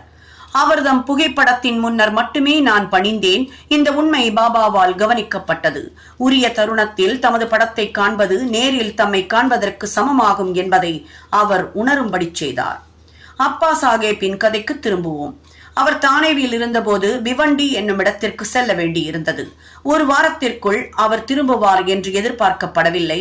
அவர் இல்லாத போது 3வது நாள் பின்வரும் ஆச்சரியமான சம்பவம் நிகழ்ந்தது. மத்தியானம் ஒரு பக்கிரி அப்பா சாஹேப்பின் வீட்டிற்கு வந்தார். அவருடைய அங்க அமைப்பெல்லாம் பாபாவின் படத்துடன் சரியாக ஒத்திருந்தன. குல்கர்ணியின் மனைவியும் குழந்தைகளும் அவர் ஷிரடி பாபாவா என கேட்டனர். அதற்கு அவர் இல்லை என்று கூறி, ஆனால் தாம் அவரின் பணிவுள்ள ஒரு வேலையாள் என்றும் அந்த இடத்திற்கு அவர் தம் கட்டளைப்படியே அவர்களின் குடும்ப நலத்தை விசாரிக்க வந்திருப்பதாகவும் கூறினார். பின்னர் அவர் தட்சிணை கேட்டார். அந்த பெண்மணி 1 ரூபாய் கொடுத்தாள். அவர் உதிப்பொட்டலம் ஒன்றை கொடுத்து அதை வழிபாட்டிற்காக பூஜை அறையில் படத்துடன் வைக்கும்படி கூறினார். பின்னர் அவர் வீட்டை விட்டு போய்விட்டார். இப்போது சாயின் அற்புதமான லீலையை கேளுங்கள். அப்பா சாஹேப் தனது குதிரை பிவண்டியில் நோய்வாய்ப்பட்டதால் பயணத்தை தொடர முடியவில்லை. அந்த நாள் மாலை அவர் வீட்டிற்கு திரும்பினார். மனைவியின் மூலம் பக்கிரி விஜயத்தை பற்றி அறிந்தார். தான் அந்த பக்கிரியின் தரிசனம் பெறாததையும் ஒரே 1 ரூபாய் மட்டும் தட்சணையாக அளிக்கப்பட்டது குறித்து திருப்தி இல்லாததையும் நினைத்து மனதில் சிந்தனை செய்தார்.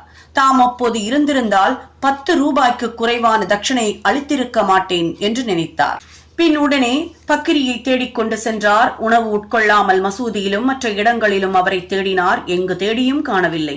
பாபாவின் கொள்கையை வாசகர்கள் 32ஆம் அத்தியாயத்தில் கண்டிருக்கலாம். அதாவது வெறும் வயிற்றுடன் கடவுளை தேடுதல் கூடாது என்பதாம். உணவுக்கு பின் சித்ரே என்ற நண்பருடன் அவர் உலாவ புறப்பட்டார். சிறிது தூரம் சென்றவுடன் விரைவாக ஒரு பக்கிரி அவர்களை நோக்கி வருவதை கண்டார். பாபாவின் புகைப்படத்தில் இருந்த அங்க அடையாளங்களுடன் இந்த பக்கிரியினது உருவமும் ஒத்திருந்ததால் இவரே மத்தியானம் தமது வீட்டிற்கு வந்தவராக இருக்கக்கூடும் என்று நினைத்தார். பக்கிரி உடனே தனது கையை நீட்டி தட்சணை கேட்டார். அப்பா சாஹேப் அவருக்கு 1 ரூபாயை அளித்தார். அவர் மீண்டும் கேட்கவே அப்பா சாஹேப் மேலும் 2 ரூபாய் கொடுத்தார். அப்போதும் அவர் திருப்தி அடையவில்லை. பின்னர் அவர் சித்ரேயிடம் 3 ரூபாய் கடன் வாங்கி அதை அவருக்கு கொடுத்தார். பக்கிரி மேலும் விரும்பினார். அப்பா சாஹேப் மீண்டும் அவருக்கு 3 ரூபாய் கொடுத்தார். மொத்தத்தில் 9 ரூபாய். பக்கிரி திருப்தி அடைந்தவராக காணப்படவில்லை. மேலும் கேட்டார். பின்னர் தம்மிடம் ஒரு 10 ரூபாய் கரன்சி நோட்டு இருப்பதாக அவரிடம் கூறினார். பக்கிரியும் அதையே கேட்டு வாங்கிக் கொண்டு 9 ரூபாயை திருப்பி கொடுத்துவிட்டு போய்விட்டார். முன்னர் அப்பா சாஹேப் தாம் 10 ரூபாய் கொடுக்கிறேன் என்று கூறினார் அல்லவா, அந்த தொகையும் அவரிடமிருந்து பெற்றுக் கொள்ளப்பட்டது. பாபாவின் ஸ்பரிசத்தால் புனிதமாக்கப்பட்ட 9 ரூபாயும் அவரிடமே திருப்பித் தரப்பட்டது. 9 என்ற எண் குறிப்பிடத்தக்கது. அது நவவித பக்தியை குறிக்கிறது. 21ஆம் அத்தியாயத்தை பார்க்க. லக்ஷ்மிபாயி ஷிண்டேவுக்கு பாபா தமது கடைசி தருணத்தில் 9 ரூபாய் கொடுத்ததை கவனிக்கவும். அப்பா சாஹேப் உதி பொட்டலத்தை சோதனை செய்தார். அதில் சில மலர் இதழ்களும் அக்ஷதைகளும் இருப்பதை கண்டார். பின் சில நாட்களுக்கு பிறகு ஷிரடி சென்றபோது பாபாவின் ரோமம் ஒன்று அவருக்கு கிடைத்தது. அதையும் உதி பொட்டலத்தையும் ஒரு தாயத்திற்குள் வைத்து எப்போதும் தமது புயத்தில் அணிந்து கொண்டார். அப்பா சாஹேப் உதியின் சக்தியை உணர்ந்து கொண்டார். அவர் மிகவும் புத்திசாலியாய் இருந்த போதும் ஆரம்பத்தில் சம்பளமாக ரூபாய் 40 பெற்று வந்தார். பாபாவின் படமும் உதியும் பெற்றதான பிறகு 40 ரூபாயைப் போல பல மடங்கு அவர் மாத சம்பளமாக பெற்றார். அதிக ஆற்றலும் செல்வாக்கும் படைத்தவரானார். இந்த உலக நன்மைகளுடன் கூட அவர்தம் ஆன்மீக முன்னேற்றமும் துரிதமானது.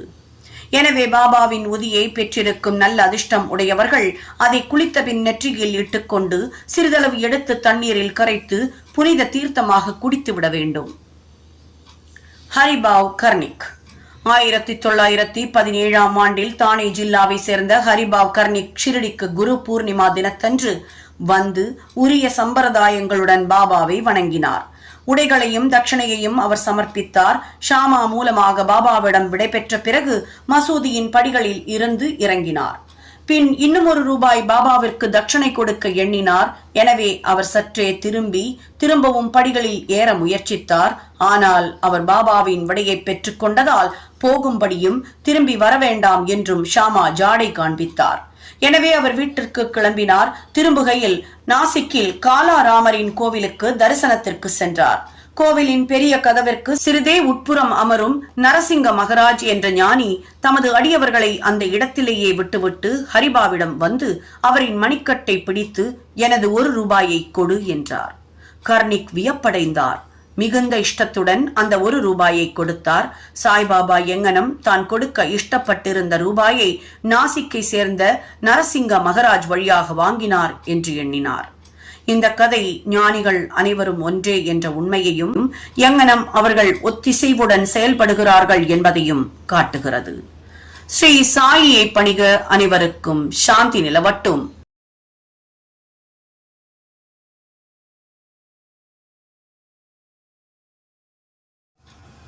ஸ்ரீ சாயி சச்சரித்திரம் அத்தியாயம் 34. உதியின் பெருமை தொடர்ச்சி. 1. டாக்டரின் சகோதரியின் மகன். 2. டாக்டர் பிள்ளை. 3. ஷாமாவின் மைத்துனி. 4. ஈரானிய பெண். 5. ஹர்தா கனவான். 6. பம்பாய் பெண்மணி. உதியின் பெருமை என்னும் பொருளை பற்றி இந்த அத்தியாயம் தொடர்கிறது. உதியை இட்டுக் கொள்வதால் மிகுந்த பலனளித்த விஷயங்களை பற்றி கூறுகிறது. டாக்டரின் சகோதரியின் மகன். மாலேகாவனில், அதாவது நாசிக் ஜில்லாவில் ஒரு டாக்டர் இருந்தார். படித்து பட்டம் பெற்றவர். அவரின் சகோதரியின் மகன் குணமாக்க இயலாத எலும்புருக்கி நோய்க்கட்டியால் துன்பப்பட்டான். டாக்டர் தாமும் அவரின் சகோதரர்களும் மற்றும் மருத்துவ நிபுணர்களும் எல்லா விதமான சிகிச்சைகளையும் அறுவை சிகிச்சையையும் கூட முயன்று பார்த்தனர். குணம் என்பதே இல்லை. அந்த சிறுவனின் துன்பத்திற்கும் ஒரு முடிவில்லை. நண்பர்களும் உறவினர்களும் அந்த சிறுவனின் பெற்றோர்களிடம் தெய்வீக உதவியை கோரும்படியும் குணமாக்க இயலாத வியாதிகளை எல்லாம் தமது வெறும் கடைக்கண் பார்வையினால் மட்டுமே குணமாக்கிவிடும் சாய் பாபாவிடம் முயற்சிக்கும்படியும் அறிவுறுத்தினர். எனவே பெற்றோர்கள் ஷிரடிக்கு வந்தனர். பாபாவின் முன்னர் வைத்து பணிவுடனும் மரியாதையுடனும் வேண்டினர். தங்கள் பையனை காக்கும்படி மன்றாடி பிரார்த்தித்தனர். கருணையுள்ள பாபா அவர்களுக்கு ஆறுதல் அளித்து, இந்த மசூதியை அடைக்கலம் புகுவோர் இந்த பிறப்பிலும் காலத்தின் முடிவு வரையிலும் எதை குறித்தும் கஷ்டமே படமாட்டார்கள். இப்போது கவலையற்றிருங்கள். உதியை நோய்க்கட்டியின் மீது தடவுங்கள். 1 வாரத்திற்குள் அவன் குணமடைவான். கடவுளை நம்புங்கள். இது மசூதி அல்ல, துவாரகமாயி. இந்த இடத்தில் காலடி வைப்பவன் துரிதமாக உடல் நலத்தையும் மகிழ்ச்சியையும் பெறுவான். அவனுடைய தொல்லைகள் எல்லாம் ஒரு முடிவுக்கு வந்துவிடும் என்றார். பையன் பாபாவின் முன்னர் உட்கார வைக்கப்பட்டான். நலிவுற்ற பகுதியின் மீது பாபா தமது கையை வைத்து தடவி அவன் மீது தமது அன்பு பார்வையை செலுத்தினார். பையன் மகிழ்ச்சி அடைந்தான். உதியை தடவிய பின்னர் அவன் குணமடைய தொடங்கினான். சில நாட்களுக்கு பின்னர் பூரண ஆரோக்கியமானான். பின்னர் பாபா உதியினாலும் அருட்பார்வையினாலும் குணப்படுத்தியதற்கு பாபாவுக்கு நன்றி செலுத்திவிட்டு பெற்றோர் ஷிரடியை விட்டு புறப்பட்டனர். இதை அறிந்த அந்த பையனின் மாமாவாகிய டாக்டர் ஆச்சரியம் அடைந்தார். தாம் ஏதோ விஷயமாக பம்பாய்க்கு போகும் வழியில் ஷிரடிக்கு போக விரும்பினார். ஆனால் மாலேகாவனிலும் மண்மாட்டிலும் அவரிடம் சிலர் பாபாவிற்கு எதிராக பேசி அவரது செவிகளில் விஷத்தை பாய்ச்சினர். எனவே ஷிரடிக்கு தாம் விஜயம் செய்ய இருந்த எண்ணத்தை விட்டுவிட்டு பம்பாய்க்கு நேரடியாக சென்று விட்டார். தமது விடுமுறையின் மீதமுள்ள நாட்களை அவர் அலிபாகில் கழிக்க விரும்பினார். ஆனால் பம்பாயில் இருந்தபோது 3 தொடர்ந்த இரவுகளிலும் இன்னும் நீ என்னை நம்ப மறுக்கிறாயா என்ற ஒரு குரல் எழுந்தது. பின்னர் டாக்டர் தமது மனதை மாற்றிக்கொண்டு ஷிரடிக்கு செல்ல தீர்மானித்தார். பம்பாயில் ஒட்டு ஜுரம் வந்த ஒரு நோயாளியை அவர் கவனிக்க வேண்டியிருந்தது. அது விரைவில் குணமடையும் அறிகுறி எதையும் காணோம். எனவே தமது ஷிரடி விஜயம் ஒத்திவைக்கப்பட்டு விட்டது என்று அவர் நினைத்தார். எனினும் தமது மனதில் ஒரு சிறிய பரீட்சை வைத்துக் கொண்டார். நோயாளி இன்று குணமடைந்தால் நான் நாளை ஷிரடி விஜயம் செய்வேன் என்று கூறிக்கொண்டார். ஆச்சரியம் என்னவெனில், அவர் அத்தீர்மானம் எடுத்த அந்த கணம் தொட்டே ஜுரம் நீங்க தொடங்கி உடல் சாதாரண நிலைக்கு வந்துவிட்டது. பின்னர் தமது தீர்மானத்தின்படி அவர் ஷிரடிக்கு சென்றார். பாபாவின் தரிசனத்தை பெற்று அவரை விழுந்து பணிந்தார். அவர் தமக்கு அடியவராகும் வண்ணம் பாபா அவருக்கு அத்தகைய அனுபவங்களை அளித்தார். அவர் அங்கு 4 நாட்கள் தங்கியிருந்தார். பாபாவின் உதி ஆசிர்வாதங்களுடன் வீட்டிற்கு திரும்பினார். 15 நாட்களுக்குள் பீஜப்பூருக்கு உத்தியோக உயர்வில் மாற்றப்பட்டார். அவருடைய சகோதரி மகன் விஷயம் பாபாவை பார்ப்பதற்கு அவருக்கு ஒரு சந்தர்ப்பம் அளித்தது. இந்த விஷயம் ஞானியின் பாத கமலங்களின் மீது அசைக்க இயலாத பக்தியை அவரிடம் தோற்றுவிப்பதற்கு காரணமாயிருந்தது. டாக்டர் பிள்ளை. டாக்டர் பிள்ளை என்பவர் பாபாவின் மிக நெருங்கிய பக்தர். பாபா அவரை மிகவும் விரும்பினார். எப்போதும் அவரை பாவ் என்று அழைப்பார். பாபா அவருடன் அடிக்கடி பேசினார். எல்லா விஷயங்களிலும் அவரை கலந்து ஆலோசித்தார். அவர் எப்போதும் தமது அருகில் இருக்கவும் விரும்பினார். இந்த பிள்ளை ஒருமுறை நரம்பு சிலந்தி நோய் வந்து மிகவும் அவதியுற்றார். அவர் காகா சாஹேப் தீட்சித்திடம் இந்த வலி உயர்வதையும் தாங்க முடியாததாகவும் இருக்கிறது, அதைவிட சாவையே விரும்புகிறேன், முன் ஊழ்வினையால் இந்த வலி நேர்ந்தது என்பது எனக்கு தெரியும். ஆனால் பாபாவிடம் சென்று வலியை நிறுத்தும்படியும் எனது முன் ஊழ்வினையை வரப்போகும் 10 பிறவிகளுக்கு மாற்றும்படியும் கூறுங்கள் என்றார். தீக்ஷித் பாபாவிடம் சென்று அவரின் வேண்டுகோளை தெரிவித்தார். பாபா அவரது வேண்டுகோளை கேட்டு மனமிறங்கி, தீக்ஷித்திடம் பயப்படாதிருக்கும்படி அவரிடம் கூறுங்கள். ஏன் அவர் 10 ஜென்மங்கள் கஷ்டப்பட வேண்டும்? 10 நாட்களில் அவர் தொல்லைகளையும் முன்னைய ஊழ்வினைகளையும் உழைத்து நிறைவேற்ற முடியும். அவருக்கு இகபர நலன்களை அளிக்க நான் இந்த இடத்தில் இருக்கும்போது அவர் ஏன் சாவதற்கு வேண்டிக் கொள்ள வேண்டும்? யார் முதுகிலாவது அவரை இந்த இடம் கொண்டு வாருங்கள், நாம் வேலை செய்து அவர்தம் தொல்லைகளை அடியோடு களைந்து விடலாம் என்றார். டாக்டர் அந்த நிலையில் கொண்டு வரப்பட்டார். பாபாவின் வலப்புறத்தில் ஃபக்கீர் பாபா எப்போதும் அமரும் இடத்தில் அமரச் செய்விக்கப்பட்டார். பாபா தமது திண்டையே அவருக்கு அளித்து, இங்கேயே அமைதியாக படுத்து ஆசுவாசப்படுத்திக் கொள், உண்மையான சிகிச்சை யாதனில் முன் விலைகளின் பலனை அனுபவித்து தீர்ப்பதேயாகும். நமது கர்மங்களின் விளைவே இன்ப துன்பங்கள். எனவே உனக்கு நேரிடும் அனைத்தையும் பொறுத்துக்கொள். அல்லாவே தீர்ப்பவர், காப்பவர். அவரையே எப்போதும் நினை. அவர் உன்னை கவனித்துக் கொள்வார். உனது உடலால், உள்ளத்தால், செல்வத்தால், வாக்கால் அவரை சரணடை, அதாவது முழுவதுமாக. பின்னர் அவர் என்ன செய்கிறார் என்பதை கவனி என்றார். நானா சாஹேப் ஒரு பாண்டேஜ் போட்டிருப்பதாகவும் ஆயினும் அவர் எவ்வித நிவாரணத்தையும் உணரவில்லை என்றும் டாக்டர் பிள்ளை பதில் கூறினார். நானா ஒரு மடையன் என்றார் பாபா. பாண்டேஜை எடுத்துவிடு, இல்லாவிடில் செத்து விடுவாய். இப்போது ஒரு காக்கை வந்து உன்னை கொத்தும், அதன் பின் நீ குணமடைவாய் என்றார். இந்த உரையாடல் நிகழ்ந்து கொண்டிருக்கும் போது எப்போதும் விளக்குகளை ஒழுங்குபடுத்தி மசூதியை சுத்தப்படுத்தும் அப்துல் என்பவர் வந்தார். அவர் தனது சீர் செய்யும் வேலையை கவனித்துக் கொண்டிருக்கையில் தற்செயலாக அவரது பாதம் டாக்டர் பிள்ளையின் நீட்டப்பட்ட கால்களின் மீது பட்டுவிட்டது, அதாவது மிதித்து விட்டார். கால் ஏற்கனவே வீங்கியிருந்தது. அப்துல்லின் கால் வேறு மிதித்து விட்டதால் 7 சிலந்தி புழுக்களும் வெளியே தள்ளப்பட்டன. வலி தாங்க முடியாமல் டாக்டர் பிள்ளை பெருங்கூச்சலில் அலறினார். சில சமயத்தில் அவர் அமைதியடைந்து மாறி மாறி பாடவும் அழவும் தொடங்கினார். பாபா அப்போது, பார், நமது சகோதரன் இப்போது சௌக்கியமாகி பாடிக்கொண்டிருக்கிறார் என்றார். அப்போது பிள்ளை, காக்கை எப்போது வரும், கொத்தும் என்று கேட்டார். பாபா, காக்கையை நீ காணவில்லையா? அவன் மீண்டும் வரமாட்டான். அப்துல் தான் காக்கை என்றார்.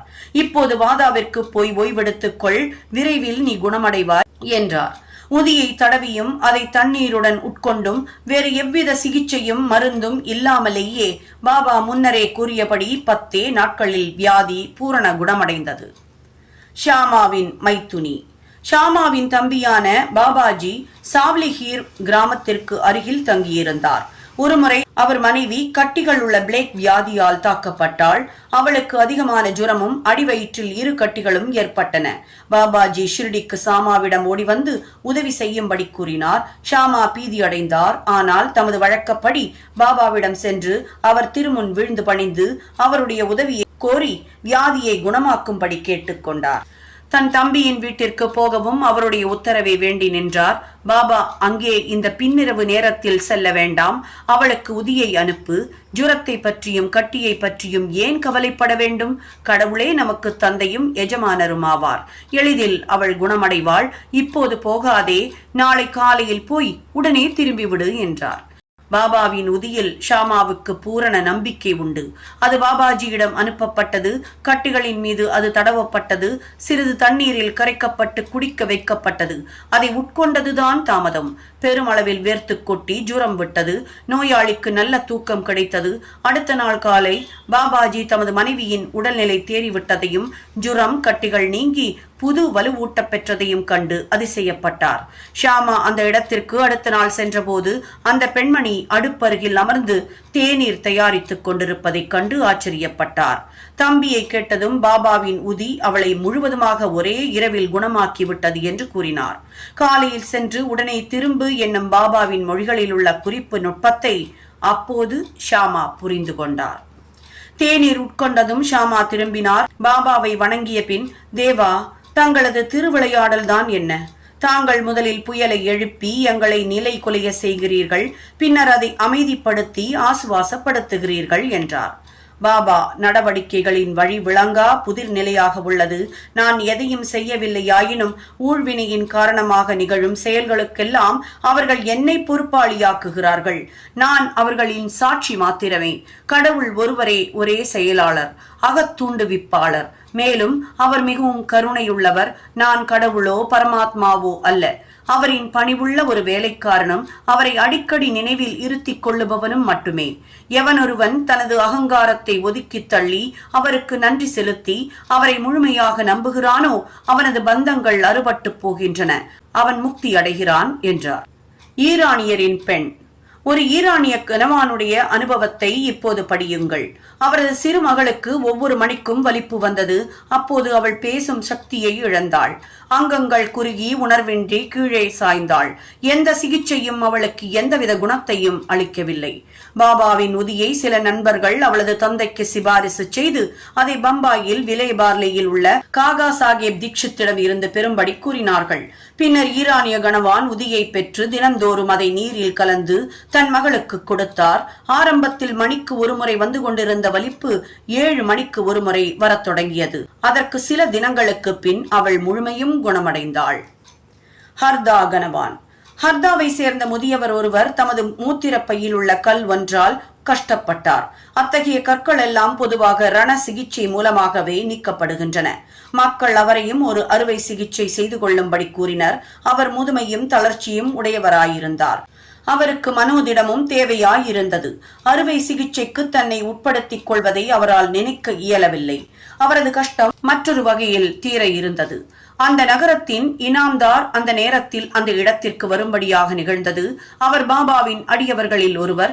எப்போதும் தம்மிடம் உதி கையிருப்பை வைத்திருப்பார். சிலரின் சிபாரிசின் பேரில் அந்த முனிவரின் மகன் உதியை சிறிது அவரிடமிருந்து பெற்று தண்ணீரில் அதை கலக்கி தனது கிழத்தந்தைக்கு உட்கொள்ள கொடுத்தான். 5 நிமிடத்திற்குள் உதி உடம்பில் சார்ந்து கல் கரைந்து சிறுநீர் வழியாக வெளிவந்து விட்டது. முதியவரும் விரைவில் குணமடைந்தார். பம்பாய் பெண்மணி. பம்பாயில் காயஸ்த பிரபு ஜாதியை சேர்ந்த ஒரு பெண்மணி பிரசவத்தின் போதெல்லாம் கடும் வேதனை அடைந்தாள். ஒவ்வொரு முறை தான் கர்ப்பமானதும் என்ன செய்வதென்று தெரியாமல் அவள் பீதி அடைந்தாள். பாபாவின் ஒரு பக்தரான கல்யாணை சேர்ந்த ராம மாருதி என்பார் சுகப்பிரசவத்திற்காக அவளை ஷிரடி அழைத்துச் செல்லும்படி அவளது கணவனுக்கு அறிவுரைத்தார். மீண்டும் அவள் கருவுற்ற போது கணவனும் மனைவியும் ஷிரடிக்கு சென்று அங்கு சில மாதங்கள் தங்கி பாபாவை வணங்கி அவர்தம் கூட்டுறவால் ஆய பலன்களை எல்லாம் அடைந்தனர். சில நாட்களுக்கு பின் பிரசவ நேரம் வந்தது. வழக்கம் போல கருப்பையிலிருந்து வரும் வழியில் தடங்கல் ஏற்பட்டது. பிரசவ வேதனையை அவள் அனுபவித்தாள். என்ன செய்வதென்று தெரியவில்லை. ஆனால் பாபாவை நோக்கி நிவாரணத்திற்கு பிரார்த்தனை செய்தால் இந்த தருணத்தில் பக்கத்தில் குடியிருந்த ஒரு பெண்மணி வந்து சேர்ந்தாள். பாபாவை தொழுது பிரார்த்தனை செய்த பின் உதிக்கலவையை பருகுவதற்கு அவளிடம் கொடுத்தாள். 5 நிமிடங்களில் அந்த பெண் பத்திரமாகவும் வலி ஏதுமின்றியும் பிரசவித்தாள். பிறந்த குழந்தை அதன் தலைவிதிப்படி இறந்தே பிறந்தது. ஆனால் தாயோ கவலையினின்றும் வலியினின்றும் நீங்கியவளாய் பத்திரமான பிரசவத்திற்காக பாபாவிற்கு நன்றி செலுத்தி எப்போதும் அவர் பால் நன்றியுள்ளவளாய் இருந்தாள். ஸ்ரீ சாயியை பணிக. அனைவருக்கும் சாந்தி நிலவட்டும்.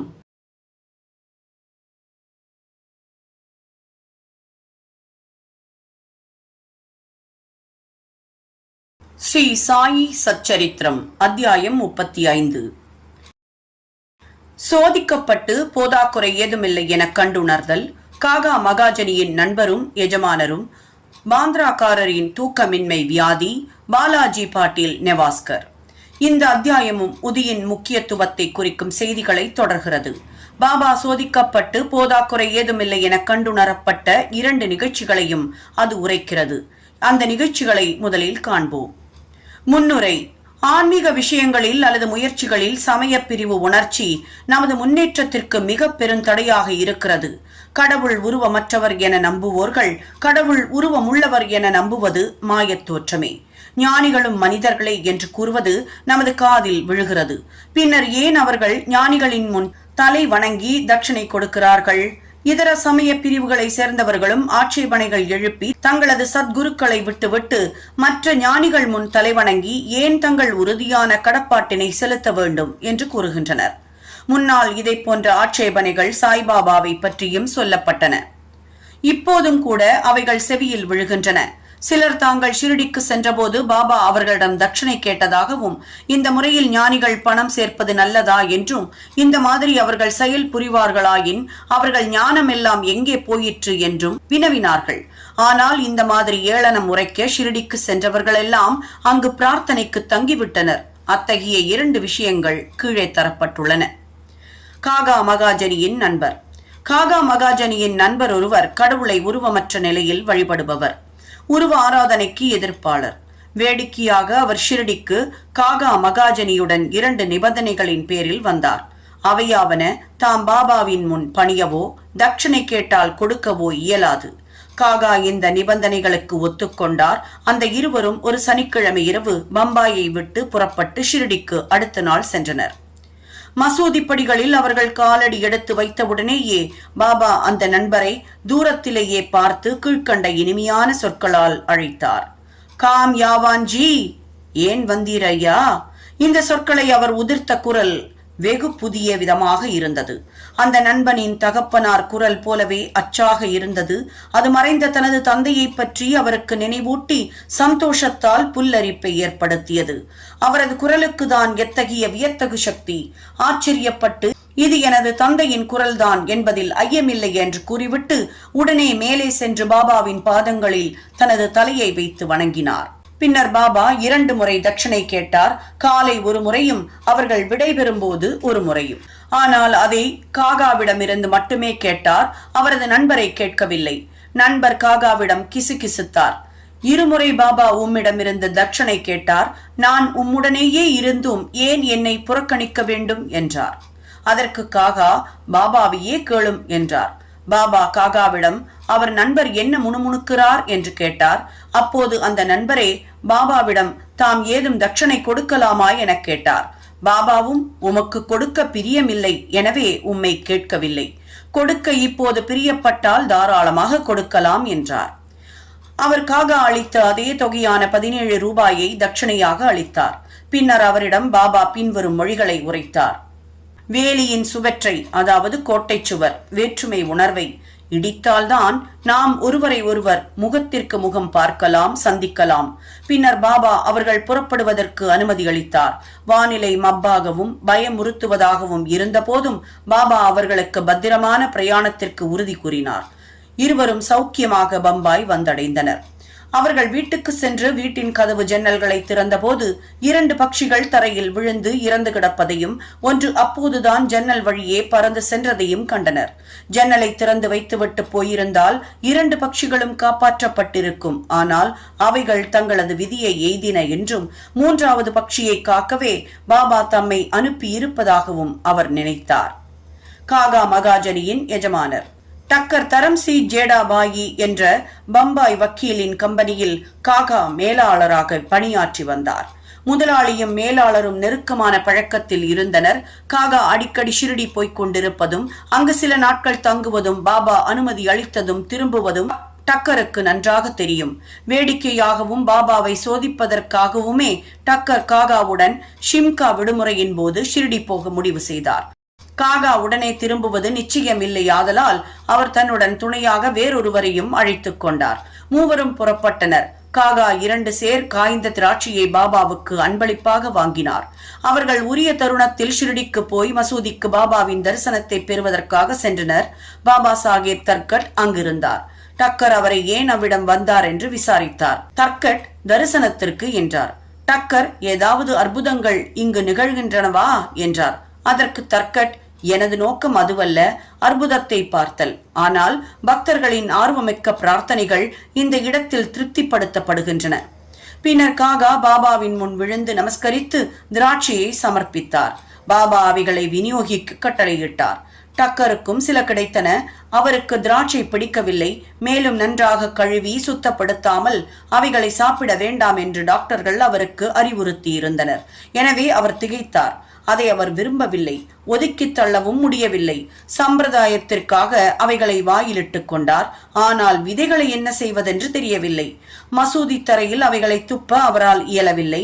எனவே அவரது விருப்பத்திற்கு மாறாக அவைகளை தனது சட்டை பையில் போட்டுக்கொண்டார். பாபா ஒரு ஞானியாய் இருந்ததால் திராட்சையின் மீது தமக்குள்ள வெறுப்பை அவர் எங்கனம் அறியாமல் இருந்து அதை உண்ணச் சொல்லி அவரை வற்புறுத்த முடியும் என்று தன் மனதிற்குள் சொல்லிக் கொண்டார். இந்த எண்ணம் அவர் மனதில் எழும்பியதும் பாபா அவருக்கு மீண்டும் சில திராட்சைகளை கொடுத்தார். அதை அவரால் உண்ண இயலாமல் கைகளில் வைத்துக் கொண்டிருந்தார். அப்போது பாபா அதை உண்ணும்படி அவரை கேட்டார். அவரும் கீழ்ப்படிந்தார். அவரது ஆச்சரியத்திற்கேற்ப அவைகள் எல்லாம் விதையற்ற திராட்சைகளாய் இருந்தன. அற்புதங்களை அவர் காண விரும்பினார். இதோ ஒன்று.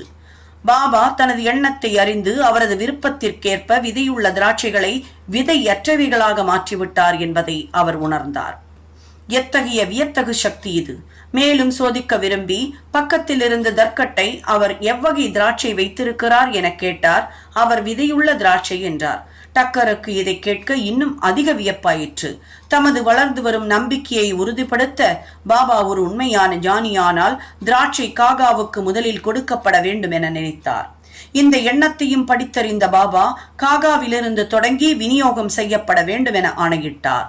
இந்த நிரூபணங்கள் எல்லாம் டக்கருக்கு போதுமானவையாய் இருந்தது. பின்னர் ஷாமா டக்கரை பாபாவிடம் காகாவின் எஜமானர் என்று அறிமுகப்படுத்தினார். பாபா அவரது எஜமானராக இவர் எங்கனம் இருக்க முடியும்? அவருக்கு முழுமையும் வேறொரு எஜமானர் இருக்கிறார் என்றார். காகா இந்த பதிலை பாராட்டினார். தனது தீர்மானத்தை மறந்துவிட்டு டக்கர் பாபாவை வணங்கிய பின்னர் வாதாவிற்கு திரும்பினார். மத்தியான ஆரத்தி முடிந்ததும் அவர்கள் எல்லாம் புறப்படுவதற்கு பாபாவின் அனுமதி பெறுவதற்காக மசூதிக்கு வந்தனர். ஷாமா அவர்களுக்காக பேசினார். பின்னர் பாபா இவ்விதமாக உரைத்தார். நிலையற்ற புத்தியுள்ள ஒரு மனிதன் இருந்தான். அவன் செல்வம், ஆரோக்கியம் முதலியவை வாய்க்கப் பெற்றிருந்தான். மனோவேதனைகளிலிருந்து விடுபட்டவனாக இருந்தான். எனினும் தேவையற்ற கவலைகளையும் பாரங்களையும் தன் மீது போட்டுக்கொண்டு மன அமைதியை இழந்து இங்கும் அங்கும் சுற்றித் திரிந்தான். சில சமயம் பாரத்தை எல்லாம் இறக்கிவிட்டும் சில சமயம் அவற்றை மீண்டும் சுமந்தவனாயும் இருந்தான். அவனது மனம் ஒரு உறுதிப்பாட்டையே அறிந்திருக்கவில்லை. அவனது நிலை கண்டு நான் இரக்கம் கொண்டேன். அவனிடம் இப்போது நீ விரும்பும் ஏதாவது ஒரு இடத்தின், அதாவது குறிக்கோளின் மீது உனது நம்பிக்கையை தயவு செய்து வைப்பாயாக. ஏன் இவ்வாறு சுற்ற வேண்டும்? அமைதியாக ஏதாவது ஒரு இடத்தை பற்றிக்கொள் என்று கூறினேன். உடனே டக்கர் அப்பொருத்தமான வர்ணனை தமக்குரியதே என அறிந்தார். காகாவும் தம்முடன் திரும்ப வேண்டுமென அவர் நினைத்தார். காகா அவ்வளவு சீக்கிரம் அனுமதிக்கப்படுவார் என்று ஒருவரும் எண்ணவில்லை. பாபா அவரின் இந்த எண்ணத்தையும் படித்தறிந்து காகாவை அவரது எஜமானருடனேயே திரும்ப அனுமதித்தார். மற்றொருவரின் மனதில் இருக்கும் எண்ணத்தை அறியும் பாபாவின் திறமைக்கு மேலும் ஒரு நிரூபணம் அவருக்கு கிடைத்தது. பின்னர் பாபா காகாவிடமிருந்து ரூபாய் 15 தட்சணையாக கேட்டு பெற்றார். அவர் காகாவிடம் பின்வருமாறு கூறினார். எவரிடமிருந்தாவது ₹1 தட்சணையாக பெற்றுக்கொண்டேன் என்றால் அவர்களுக்கு 10 மடங்காக திருப்பித் தர வேண்டியிருக்கிறது. நான் ஒருபோதும் எதையும் விலை இல்லாமல் இலவசமாக பெறுவது கிடையாது. சீர்தூக்கி பாராது நான் யாரிடமிருந்தும் தட்சணை பெறுவதில்லை. யாரை பக்கிரி, அதாவது என் குரு சுட்டி காண்பிக்கிறாரோ அவரிடமிருந்து மட்டுமே நான் கேட்கிறேன். யாரேனும் பக்கிரிக்கு முன்பே கடன் பட்டிருந்தால் அவரிடமிருந்து பணம் வசூலிக்கப்படுகிறது. எதிர்காலத்தில் கணிசமான அறுவடை செய்வதற்கே அவர்கள் இப்போது கொடுப்பதன் மூலம் விதைக்கிறார்கள். தர்மத்தை செயல்படுத்துவதில் செல்வம் ஒரு வழியாக இருக்க வேண்டும். இது சுய இன்பத்திற்காக பயன்படுத்தப்பட்டால் அது வீணாக்கப்படுகிறது. நீ அதை ஏற்கனவே கொடுத்திருந்தால் ஒழிய தற்போது அதை பெற முடியாது. எனவே பெறுவதற்கு மிகச்சிறந்த வழி கொடுத்தலே ஆகும். தட்சணை கொடுத்தல் வைராகியத்தை வளர்க்கிறது. அதன் மூலம் பக்தி, ஞானம் இவற்றை விருத்தி செய்கிறது. ஒன்றை கொடுத்து 10 திரும்ப பெறுங்கள். இந்த மொழிகளை கேட்டு தனது தீர்மானத்தை மறந்தவராய் டக்கர் தாமாகவே ₹15 பாபாவின் கைகளில் கொடுத்தார். அவரது எல்லா ஐயங்களும் தீர்க்கப்பட்டு பலவற்றை கற்றுக்கொண்டார். ஆதலால் ஷிர்டிக்கு தாம் வந்தது நன்மையானது என்று அவர் கருதலானார். இத்தகைய விஷயங்களை கையாளுவதில் பாபாவின் திறமை தனித்தன்மை வாய்ந்தது. இவைகள் யாவற்றையும் அவர் செய்த போதும் மொத்தத்தில் இவைகளின் மேல் சாராதவராகவே இருந்தார். யாராவது அவரை வணங்குவதோ அல்லது வணங்காமல் இருப்பதோ, அவருக்கு தட்சணை கொடுப்பதோ கொடுக்காமல் இருப்பதோ இவைகளெல்லாம் அவருக்கு ஒன்றே. அவர் ஒருவரையும் அவமதிக்கவில்லை. தாம் வணங்கப்படுவதால் அவர் மகிழ்ச்சி அடைந்ததும் இல்லை. அன்றி தாம் மதிக்கப்படாததால் அவர் துன்புற்றதும் இல்லை. மாறுபட்ட இருமைகளை, அதாவது சுகம் துக்கம் போன்றவற்றை அவர் கடந்து நின்றார். தூக்கமின்மை வியாதி. பாந்திராவில் காயஸ்த பிரபு ஜாதியை சேர்ந்த ஒருவர் நெடுநாள் தூக்கமின்மை நோயால் அல்லலுற்றார். அவர் படுக்கையில் படுத்தவுடனே அவரது இறந்து போன தந்தையார் கனவில் தோன்றி அவரை கடுமையாக திட்டினார். இது அவரது தூக்கத்தை கலைத்து இரவு முழுவதும் அவரை இருப்பு கொள்ளாமல் செய்தது. ஒவ்வொரு நாள் இரவும் இது நடந்தது. அந்த மனிதருக்கு என்ன செய்வதென்றே புரியவில்லை. ஒரு நாள் பாபாவின் பக்தர் ஒருவரை அவர் இந்த விஷயத்தில் கலந்தாலோசித்தார்.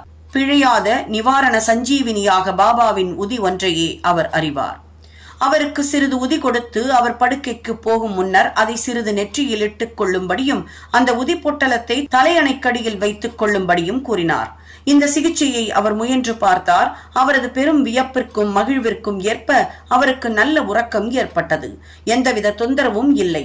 இந்த சிகிச்சையே அவர் தொடர்ந்து பின்பற்றி எப்போதும் சாயையே நினைவு கூர்ந்தார். பின்னர் சாய்பாபாவின் படம் ஒன்றை பெற்று தனது தலையணைக்கருகில் அதை தொங்கவிட்டு அதனை தினந்தோறும் வழிபடத் தொடங்கி வியாழக்கிழமைகளில் பூமாலை, நைவேத்தியம் முதலியவற்றை சமர்ப்பித்தார். பின்னர் அவர் சௌக்கியமாகி முந்தைய தொந்தரவையே முழுவதும் மறந்துவிட்டார். பாலாஜி பாட்டில் நெவாஸ்கர். இந்த மனிதர் பாபாவின் ஒரு பெரும் பக்தர். மிக மிக சிறப்பான பற்றற்ற பணியை பாபாவுக்கு அவர் செய்தார். ஒவ்வொரு நாளும் ஷிரடியில் பாபா தமது தினசரி நியமமாக நடந்து வரும் தெருக்கள், பாதைகள் எல்லாவற்றையும் பெருக்கி சுத்தமாக்கினார். அவருக்கு பின்னர் இந்த பணியானது ராதாகிருஷ்ணமாயி என்ற பக்த மாதுவாலும் அதற்கு பின் அப்துல்லாலும் அதே அளவு சிறப்புடன் செய்யப்பட்டது. ஒவ்வொரு ஆண்டும் பாலாஜி கோதுமை அறுவடை செய்த போது அனைத்தையும் பாபாவிற்கு கொண்டு வந்து சமர்ப்பித்து விடுவார். மீதமாக பாபா எதை கொடுத்தாரோ அதை பெற்றுக்கொண்டு தனது குடும்ப சம்ரட்சணத்தை செய்தார். இந்த நடைமுறையானது அவரால் பல ஆண்டுகள் செய்யப்பட்டு அவருக்கு பின் அவரது மகனாலும் செய்யப்பட்டது. உதியின் சக்தியும் செயல் திறமையும். ஒருமுறை பாலாஜியின் திவசத்தின் போது சில விருந்தினர்கள் அழைக்கப்பட்டு அவர்களுக்கு உணவு சமைக்கப்பட்டது. ஆனால் சாப்பாட்டு நேரத்தில் அழைக்கப்பட்டதை போல 3 மடங்கு பேர் வந்துவிட்டனர். பாலாஜியின் மனைவி திகைத்து போய்விட்டால் குழுமியிருந்த மக்களுக்கு உணவு பற்றாது என்றும் அது பற்றாது போகுமானால் குடும்பத்தின் கௌரவம் பாதிக்கப்படும் என்றும் பயந்தாள். அவளது மாமியார், பயப்படாதே, அது நம்முடைய உணவல்ல, சாயினுடையது. ஒவ்வொரு பாத்திரத்திலும் கொஞ்சம் உதியை போட்டு ஒரு துணியால் மூடி அதை திறக்காமலே அவர்களுக்கு பரிமாறு. சாயி நம்மை இந்த அவமானத்திலிருந்து காப்பார் என்று கூறி தேற்றினாள். அவள் கூறியபடியே செய்தாள். தங்களது வியப்பிற்கும் மகிழ்விற்கும் ஏற்ப பரிமாறப்பட்ட உணவு எல்லோருக்கும் போதுமானதாக இருந்ததோடு மட்டுமல்லாமல் ஏராளமாக மீதமும் இருந்ததைக் கண்டார்கள். ஒருவன் எவ்வளவு அதிகம் மனமார்ந்த அக்கறையுடன் உணர்கின்றானோ அவ்வளவு அதிகமாக செயலுருவாக்கி காண்கிறான் என்னும் மொழி இந்த விஷயத்தில் நிரூபணமாக்கப்பட்டது. என்னுடைய நண்பரும் பாபாவின் பெரிய பக்தருமான B.A. சவுகுல் என்பவர் இதை போன்ற ஒரு விஷயத்தை என்னிடம் அறிவித்தார். 1943ஆம் ஆண்டு பிப்ரவரி மாதம் அகமத் நகர் ஜில்லாவில் உள்ள கர்ஜத்தில் பூஜை திருவிழாவும் பொதுஜன விருந்தும் நடந்தது. பின்னிய நிகழ்ச்சிக்கு விருந்துக்கு அழைக்கப்பட்டதைப் போல 5 மடங்கு பேர் வந்துவிட்டனர். அவர்கள் அனைவருக்கும் உணவு அளிக்கப்பட்டது. பாபாவின் அருளால் அனைவரும் வியக்கும் வண்ணம் எந்தவித உணவு குறைவும் உணரப்படவில்லை. சாய்பாபா நாகமாக தோன்றுதல். ஒருமுறை ஷிரடியை சேர்ந்த ரகு பாட்டில் என்பவர் நெவாஸை சேர்ந்த பாலாஜி பாட்டில் என்பாரிடம் சென்றார். அன்று மாலை மாட்டுத் தொழுவத்தில் ஒரு பாம்பு சீறிக்கொண்டு உள் நுழைவதைக் கண்டார். எல்லா மாடுகளும் பீதியடைந்து நகரத் தொடங்கின. வீட்டினரும் திகிலடைந்தனர். ஆனால் பாலாஜி தனது வீட்டில் சாயே பாம்பாக தோன்றி இருக்கிறார் என எண்ணினார். துளி கூட பயப்படாமல் ஒரு கிண்ணத்தில் பாலை கொண்டு வந்து பாம்பின் முன்வைத்து, பாபா, ஏன் சீறி சப்தப்படுத்துகிறீர்கள்? ஏன் எங்களை பயமுறுத்த விரும்புகிறீர்கள்? இந்த கிண்ணத்தில் உள்ள பாலை அமைதியான மனதுடன் அருந்துங்கள் என்று கூறிக்கொண்டே அதன் அருகில் குழப்பமுறாமல் அமர்ந்தார். மற்றவர்கள் பீதியடைந்தனர். என்ன செய்வது என்று அவர்களுக்கு தெரியவில்லை. சிறிது நேரத்தில் பாம்பு தானாகவே மறைந்துவிட்டது.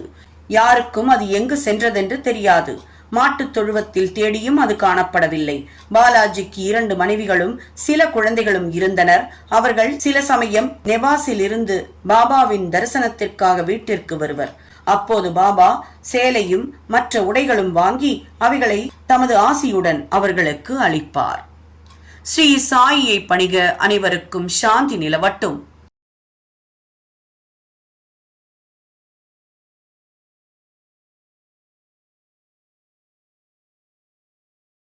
ஸ்ரீ சாயி சச்சரித்திரம் அத்தியாயம் 36. 1. 2 கோவா கனவான்கள். 2. திருமதி அவுரங்காபாத்கர் ஆகியோரின் அற்புத கதைகள். இந்த அத்தியாயம் கோவாவிலிருந்து வந்த 2 கனவான்கள் சோலாப்பூரின் திருமதி அவுரங்காபாத்கர் ஆகியோரின் அற்புத கதைகளை பற்றி கூறுகிறது. 2 கோவா கனவான்கள். ஒருமுறை சாய்பாபாவின் தரிசனத்தை பெறுவதற்காக கோவாவிலிருந்து இருவர் வந்து அவர் முன் வீழ்ந்து பணிந்தனர். இருவரும் ஒன்றாக வந்த போதும் அவர்களில் ஒருவரிடம் மட்டுமே பாபா தட்சணையாக ரூபாய் 15 கேட்டார். அதுவும் விருப்பமுடன் கொடுக்கப்பட்டது. மற்றொருவர் தாமாகவே முன்வந்து ரூபாய் 35 அளித்தார். மற்றெல்லோரும் ஆச்சரியப்படும்படியாக பாபா அதை பெற்றுக் கொள்ளவில்லை. அங்கிருந்த ஷாமா பாபாவிடம், என்ன பாபா, இருவரும் ஒன்றாக வந்தனர், ஒருவரின் தட்சணையை நீங்கள் கேட்டு பெறுகிறீர்கள், மற்றொன்றை தாமாகவே அளித்த போதும் ஏற்றுக்கொள்ள மறுத்துவிட்டீர்கள், ஏன் இந்த வேறுபாடு என்றார். அதற்கு பாபா, ஷாமா, உனக்கு ஒன்றுமே தெரியாது. நான் ஒருவரிடமிருந்தும் ஒன்றும் எடுத்துக் கொள்வதில்லை. இந்த மசூதியின் ஆளும் தெய்வமான மசூதி மாயி குறிப்பிட்ட கடன் தொகையை கேட்டால் அதை அவர் அளித்து கடனில் இருந்து விடுபடுகிறார். கவனிக்கும்படியாக எனக்கு எந்தவித வீடோ சொத்தோ குடும்பமோ இருக்கிறதா? எனக்கு எதுவுமே தேவையில்லை. எப்போதும் சுதந்திரமாகவே இருக்கிறேன். கடன், பகைமை, கொலை ஆகியவைகளுக்கு பரிகாரம் தேடப்பட்டே ஆக வேண்டும். தப்ப வழியே இல்லை என்று கூறிவிட்டு பின் தமக்கே உரித்தான பாணியில் பின்வருமாறு கூறத் தொடங்கினார். முதலில் அவர் ஏழையாக இருந்ததாகவும் அவருக்கு ஒரு வேலை கிடைத்தால் முதல் மாத சம்பளத்தை காணிக்கையாக செலுத்துவதாகவும் வேண்டிக் கொண்டார். மாதம் ரூபாய் 15 சம்பளம் உள்ள ஒரு வேலை அவருக்கு கிடைத்தது. பின்னர் சம்பளம் படிப்படியாக உயர்ந்து ரூபாய் 700 அடைந்தது. ஆனால் அவரின் சுபிக்ஷத்தில் அவர் வேண்டிக் கொண்டதை முழுமையாக மறந்துவிட்டார். கர்மவினை அவரை இந்த இடம் தள்ளிவிட்டு இருக்கிறது. அதனால் அந்த தொகையை நான் அவரிடமிருந்து தட்சணையாக பெற்றேன். மற்றொரு கதை. கடற்கரை ஓரமாக நான் உலவி திரிந்து கொண்டிருந்த போது ஒரு பிரம்மாண்டமான மாளிகையை வந்தடைந்தேன். அதன் தாழ்வாரத்தில் அமர்ந்தேன். வீட்டுக்காரர் எனக்கு நல்ல வரவேற்பளித்து வயிறார உணவளித்தார். உறங்குவதற்காக அலமாரிக்கு அருகிலுள்ள தூய சுத்தமான இடத்தை எனக்கு காண்பித்தார். அங்கு உறங்கினேன். நான் ஆழ்ந்த துயில் கொண்டிருக்கும் போது அந்த மனிதன் சுவற்றை கன்னம் வைத்து உள் நுழைந்து என் பையில் இருந்த பணத்தை எல்லாம் கத்தரித்து எடுத்துக் கொண்டான். கண் விழித்த போது எனது ரூபாய் 30,000 திருடப்பட்டு விட்டதை அறிந்தேன். பெரிதும் கவலையுற்று புலம்பிக் கொண்டிருந்தேன். பணம் கரன்சி நோட்டாக இருந்தது. அந்த பிராமணன் அதை திருடிவிட்டான் என நான் நினைத்தேன். உணவிலும் பானத்திலும் எனது விருப்பத்தை எல்லாம் இழந்து அந்த தாழ்வாரத்திலேயே 15 நாட்கள் புலம்பி அழுது கொண்டு உட்கார்ந்திருந்தேன். 15 நாட்கள் கழிந்ததும் வழிப்போக்கரான ஒரு பக்கிரி நான் அழுது கொண்டிருப்பதைக் கண்டு எனது துன்பத்திற்கான காரணத்தை விசாரித்தார். நான் அவரிடம் எல்லாவற்றையும் கூறினேன். அதற்கு அவர், நான் சொல்கிறபடி செய்தீரானால் உமக்கு பணம் திரும்ப கிடைக்கும் என்றார். ஒரு பக்கிரியிடம் செல்லும், நான் அவரை பற்றிய விபரம் தருகிறேன், அவரிடம் உம்மை முழுவதும் சமர்ப்பித்து விடும், அவர் உனது பணத்தை மீட்டுத் தருவார். இந்த இடைப்பட்ட வேளையில் பணம் திரும்ப கிடைக்கும் வரை உமக்கு பிடித்தமான உணவை விட்டுவிடவும் என்றார். அந்த பக்கிரியின் அறிவுரைப்படி நடந்து எனது பணத்தை திரும்ப பெற்றேன். பின்னர் வாதாவை விட்டு நீங்கி கடற்கரையை அடைந்தேன். அங்கு ஒரு நீராவி கப்பல் நின்று கொண்டிருந்தது. அதில் கூட்டமாக இருந்ததால் ஏற முடியவில்லை. ஆனால் அங்கிருந்த நல்ல குணமுடைய பியூன் ஒருவன் எனக்காக குறுக்கிட்டதால் அதிர்ஷ்டவசமாக உள்ளே ஏறினேன். கப்பல் என்னை அக்கறை கொண்டு சேர்த்தது. அங்கிருந்து ரயில் ஏறி மசூதி மாயிடம், அதாவது மசூதி தெய்வத்திடம் வந்தேன். கதை முடிந்தது. பாபா ஷாமாவிடம் அந்த விருந்தாளிகளை அழைத்துச் சென்று அவர்களின் உணவுக்கு ஏற்பாடு செய்யும்படி கேட்டுக்கொண்டார். பின்னர் ஷாமா அவர்களை வீட்டிற்கு அழைத்துச் சென்று உணவளித்தார். உணவின் போது ஷாமா அவர்களிடம் பாபாவின் கதை விளங்காத புதிராக இருப்பதாகவும், ஏனெனில் அவர் கடற்கரை பக்கமே சென்றது கிடையாது என்றும், ரூபாய் 30,000 போன்ற எந்தவிதமான பணத்தையும் அவர் வைத்திருக்கவில்லை என்றும், பயணம் செய்ததே இல்லை, பணத்தை தொலைத்ததே இல்லை, மீண்டும் அதை திரும்ப பெற்றதே இல்லை என்றும் கூறி அதை அவர்கள் புரிந்து கொண்டு அதன் குறிப்பு நுட்பத்தை அறிந்து கொண்டார்களா என கேட்டார். விருந்தினர் ஆழ்ந்து மனமுருகி கண்ணீர் சிந்தினர். தொண்டை அடைக்கும் குரலில் அவர்கள், பாபா நிறை பேரறிவுடையவர், எல்லையற்றவர், தன்னிகர் இல்லாத முழு முதற்கடவுள், பரபிரம்மம். அவர் உரைத்த கதை சரி நுட்பமாக எங்களது கதையே ஆகும். அவர் பேசியது யாவும் எங்களை பொறுத்தவரை ஏற்கனவே நடந்துவிட்டன. இதையெல்லாம் அவர் எங்கனம் அறிந்தார் என்பது ஆச்சரியத்துள்ளெல்லாம் ஆச்சரியம்.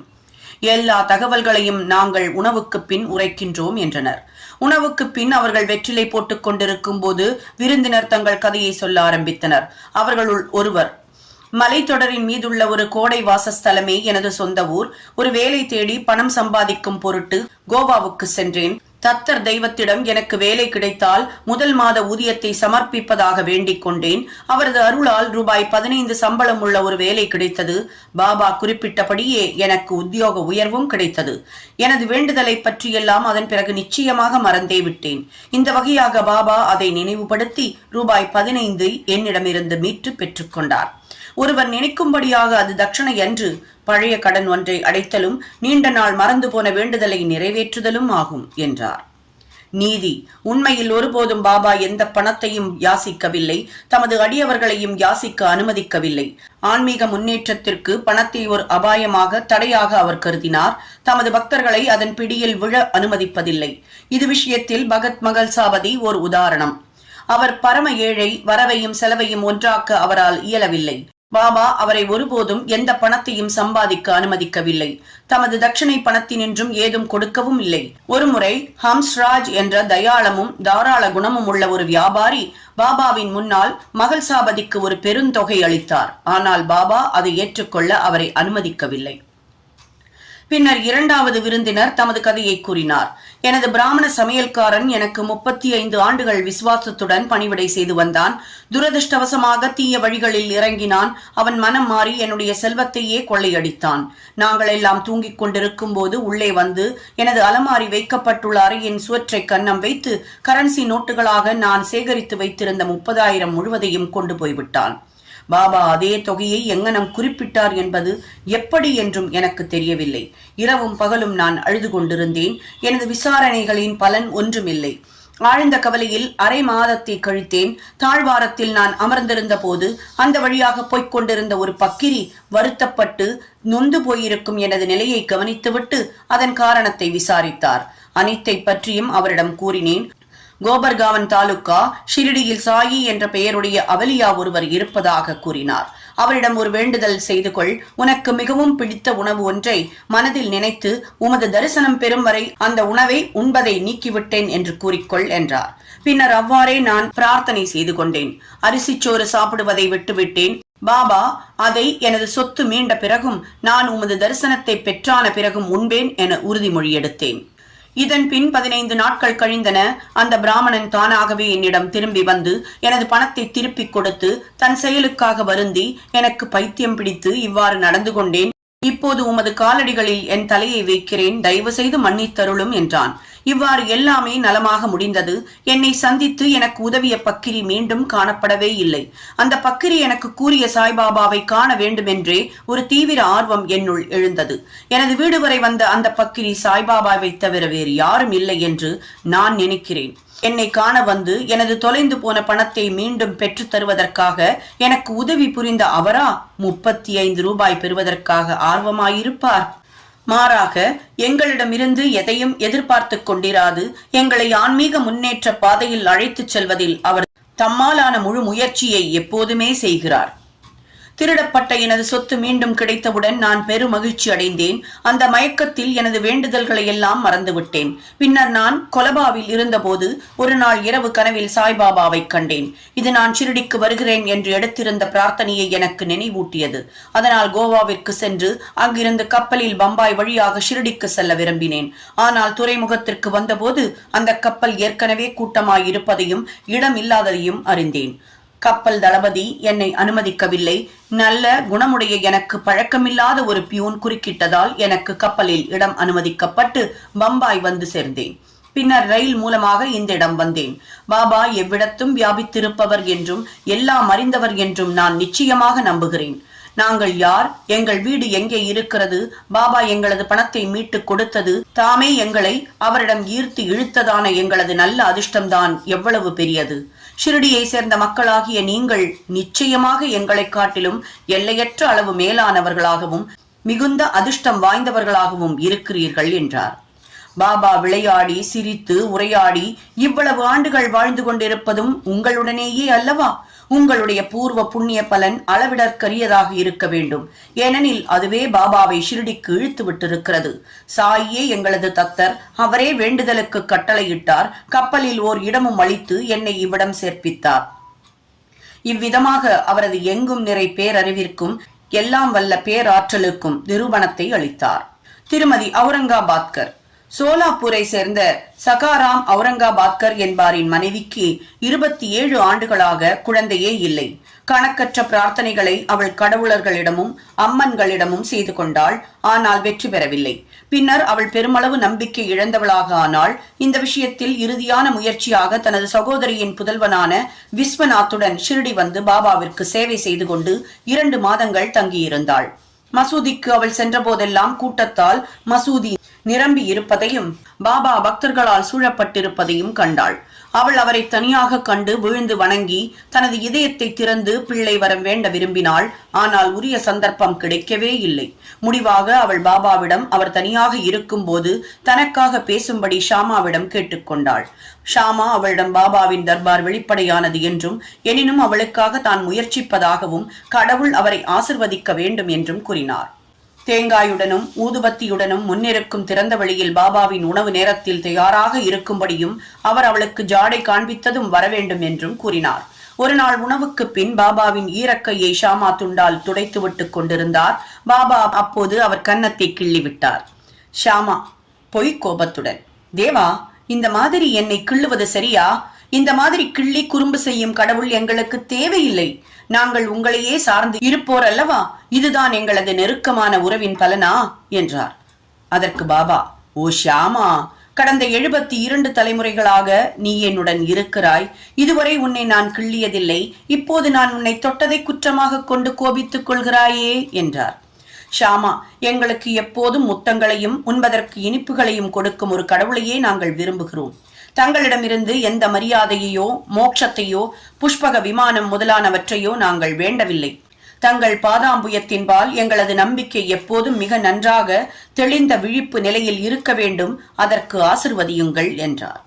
அதற்கு பாபா, ஆம், உண்மையில் அதற்காகவே தான் நான் வந்திருக்கிறேன். நான் உங்களுக்கு உணவூட்டி பேணி வளர்த்து வருகிறேன். உங்கள் மீது அன்பும் பாசமும் பூண்டிருக்கிறேன். இதன் பின்னர் பாபா தமது இருக்கையில் போய் அமர்ந்தார். ஷாமா அந்த பெண்மணிக்கு ஜாடை செய்தார். அவள் மேலே வந்து வணங்கி தேங்காய் ஊதுபத்தி இவைகளை பாபாவிடம் அளித்தார். பாபா அந்த முற்றல் தேங்காயை ஆட்டினார். அதனுள் இருந்த பருப்பு உருண்டு சப்தம் செய்தது. பாபா, ஷாமா, இது உருளுகிறதே, என்ன சொல்கிறது என்பதை கவனி என்றார். ஷாமா, இந்த பெண்மணி அந்த மாதிரியாகவே ஒரு குழந்தையையும் தனது வயிற்றில் உருண்டு உயிர் பெற வேண்டும் என்று வேண்டுகிறாள். எனவே அந்த தேங்காயை தங்களது ஆசிர்வாதத்துடன் கொடுங்கள் என்றார். பாபா, இந்த தேங்காய் அவளுக்கு மதலை அளிக்குமா? இந்த மாதிரி விஷயங்களில் எல்லாம் ஜனங்கள் எவ்வளவு முட்டாள்தனமாகவும் போலி நம்பிக்கையுடனும் இருக்கிறார்கள் என்றார். அதற்கு ஷியாமா, தங்களது மொழி ஆசி இவைகளின் சக்தியை நான் அறிவேன். தங்களது சொல் அவளுக்கு குழந்தைகளின் தொடரையே அளிக்கும். நீங்கள் விவாதித்துக் கொண்டிருக்கிறீர்களே தவிர உண்மையான ஆசியை அளிக்கவில்லையே என்றார். விவாதம் கொஞ்ச நேரம் நடந்து கொண்டிருந்தது. பாபா தேங்காயை உடைக்கும்படி மீண்டும் மீண்டும் ஆணையிட்டுக் கொண்டிருந்தார். ஷாமாவோ முழு தேங்காயையும் அந்த பெண்மணிக்கே அளிக்கும்படி விவாதித்துக் கொண்டிருந்தார். முடிவாக பாபா சம்மதித்தார். பாபா, அவளுக்கு ஒரு குழந்தை பிறக்கும். ஷாமா, எப்போது? பாபா, 12 மாதங்களில் என்றார். இதன் பேரில் தேங்காய் 2ஆக உடைக்கப்பட்டு ஒரு பகுதியை இருவரும் உண்டனர். மறுபகுதி அவளிடம் அளிக்கப்பட்டது. பின்னர் ஷியாமா அந்த பெண்மணியின் பக்கம் திரும்பி, அன்புள்ள அம்மையே, நீ எனது மொழிகளுக்கு ஒரு சாட்சி. 12 மாதங்களுக்குள் உனக்கு குழந்தை ஏதும் பிறக்காவிட்டால் ஒரு தேங்காயை இந்த தெய்வத்தின், அதாவது சாய்பாபாவின் தலையின் மீது அடித்து அவரை மசூதியிலிருந்து வெளியே விரட்டி விடுவேன். இதை நான் செய்ய தவறுவேனேயானால் என்னை மாதவ் என்று நானே அழைத்துக் கொள்ள மாட்டேன். நான் கூறுவதை நீ விரைவில் உணர்வாய் என்று சூளுரைத்தார். அவள் ஓராண்டுக்குள் ஒரு புதல்வனை பெற்றெடுத்தாள். புதல்வனது 5வது மாதத்தில் அவனை மசூதிக்கு எடுத்து வந்தாள். கணவன் மனைவி இருவரும் பாபாவின் முன்னால் விழுந்து வணங்கினார்கள். நன்றியுள்ள அந்த தகப்பனார் ரூபாய் 500 அன்பளிப்பாக சமர்ப்பித்தார். ஷாம் கர்ணா என்ற பாபாவின் குதிரைக்கு ஒரு கொட்டகை கட்டுவதற்காக அந்த தொகை செலவிடப்பட்டது. ஸ்ரீ சாயியை பணிக. அனைவருக்கும் சாந்தி நிலவட்டும்.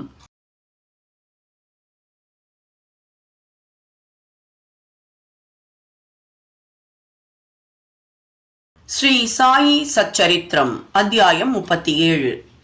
சாவடி ஊர்வலம். இந்த அத்தியாயத்தில் ஹேமத் பந்த் வேதாந்தத்தின் கருத்துக்கள் சிலவற்றை குறிப்பிட்டுவிட்டு சாவடி ஊர்வலத்தை வர்ணிக்கிறார். முன்னுரை. சாயியின் வாழ்க்கை புனிதமானது, அவரது அன்றாட நடைமுறை ஒழுக்கம் புனிதமானது, அவரின் வழிகளும் செயல்களும் விவரிக்க இயலாதவை. சில நேரங்களில் அவர் பிரம்மானந்த பெருநிலையில் இருந்தார், மற்றும் சில சமயங்களில் ஆத்ம ஞானத்துடன் அடக்கமாயிருந்தார். ஏராளமான பல செயல்களை செய்தாலும் சில சமயங்களில் அவைகளில் தொடர்பேதுமின்றி தனித்திருந்தார். முற்றிலும் செயலை அற்றவராக சில சமயம் தோன்றிய போதும் அவர் சோம்பலாகவோ தூக்க மயக்கமாகவோ இருக்கவே இல்லை. தமது சொந்த ஆன்மாவிலேயே கட்டுண்டிருந்தார். அமைதியான நிசப்தமான அசைவற்ற கடலை போல காணப்பட்டாலும் அவர் அளவிட முடியாத ஆழமானவர். எவரே அவரின் சொல்லில் அடங்கா பெருங்குணத்தை விவரிக்க இயலும். அவர் ஆண்களை சகோதரர்களாகவும் பெண்களை சகோதரியாகவும் தாயாராகவும் கருதினார். எல்லோரும் அறிந்துள்ளபடி அவர் பரிபூரண தூய நிரந்தர புனித பிரம்மச்சாரி ஆவார். அவர்தம் கூட்டுறவால் நாம் பெறும் ஞானமானது நிரந்தரமாக நம்மிடம் திகழட்டும். அவர்தம் பாதங்களுக்கு எப்போது முழுமையான பக்தியுடன் சேவை செய்வோம். அவரை அனைத்து ஜீவராசிகளிடமும் காண்போம். அவர் நாமத்தை எப்போதும் விரும்புவோம்.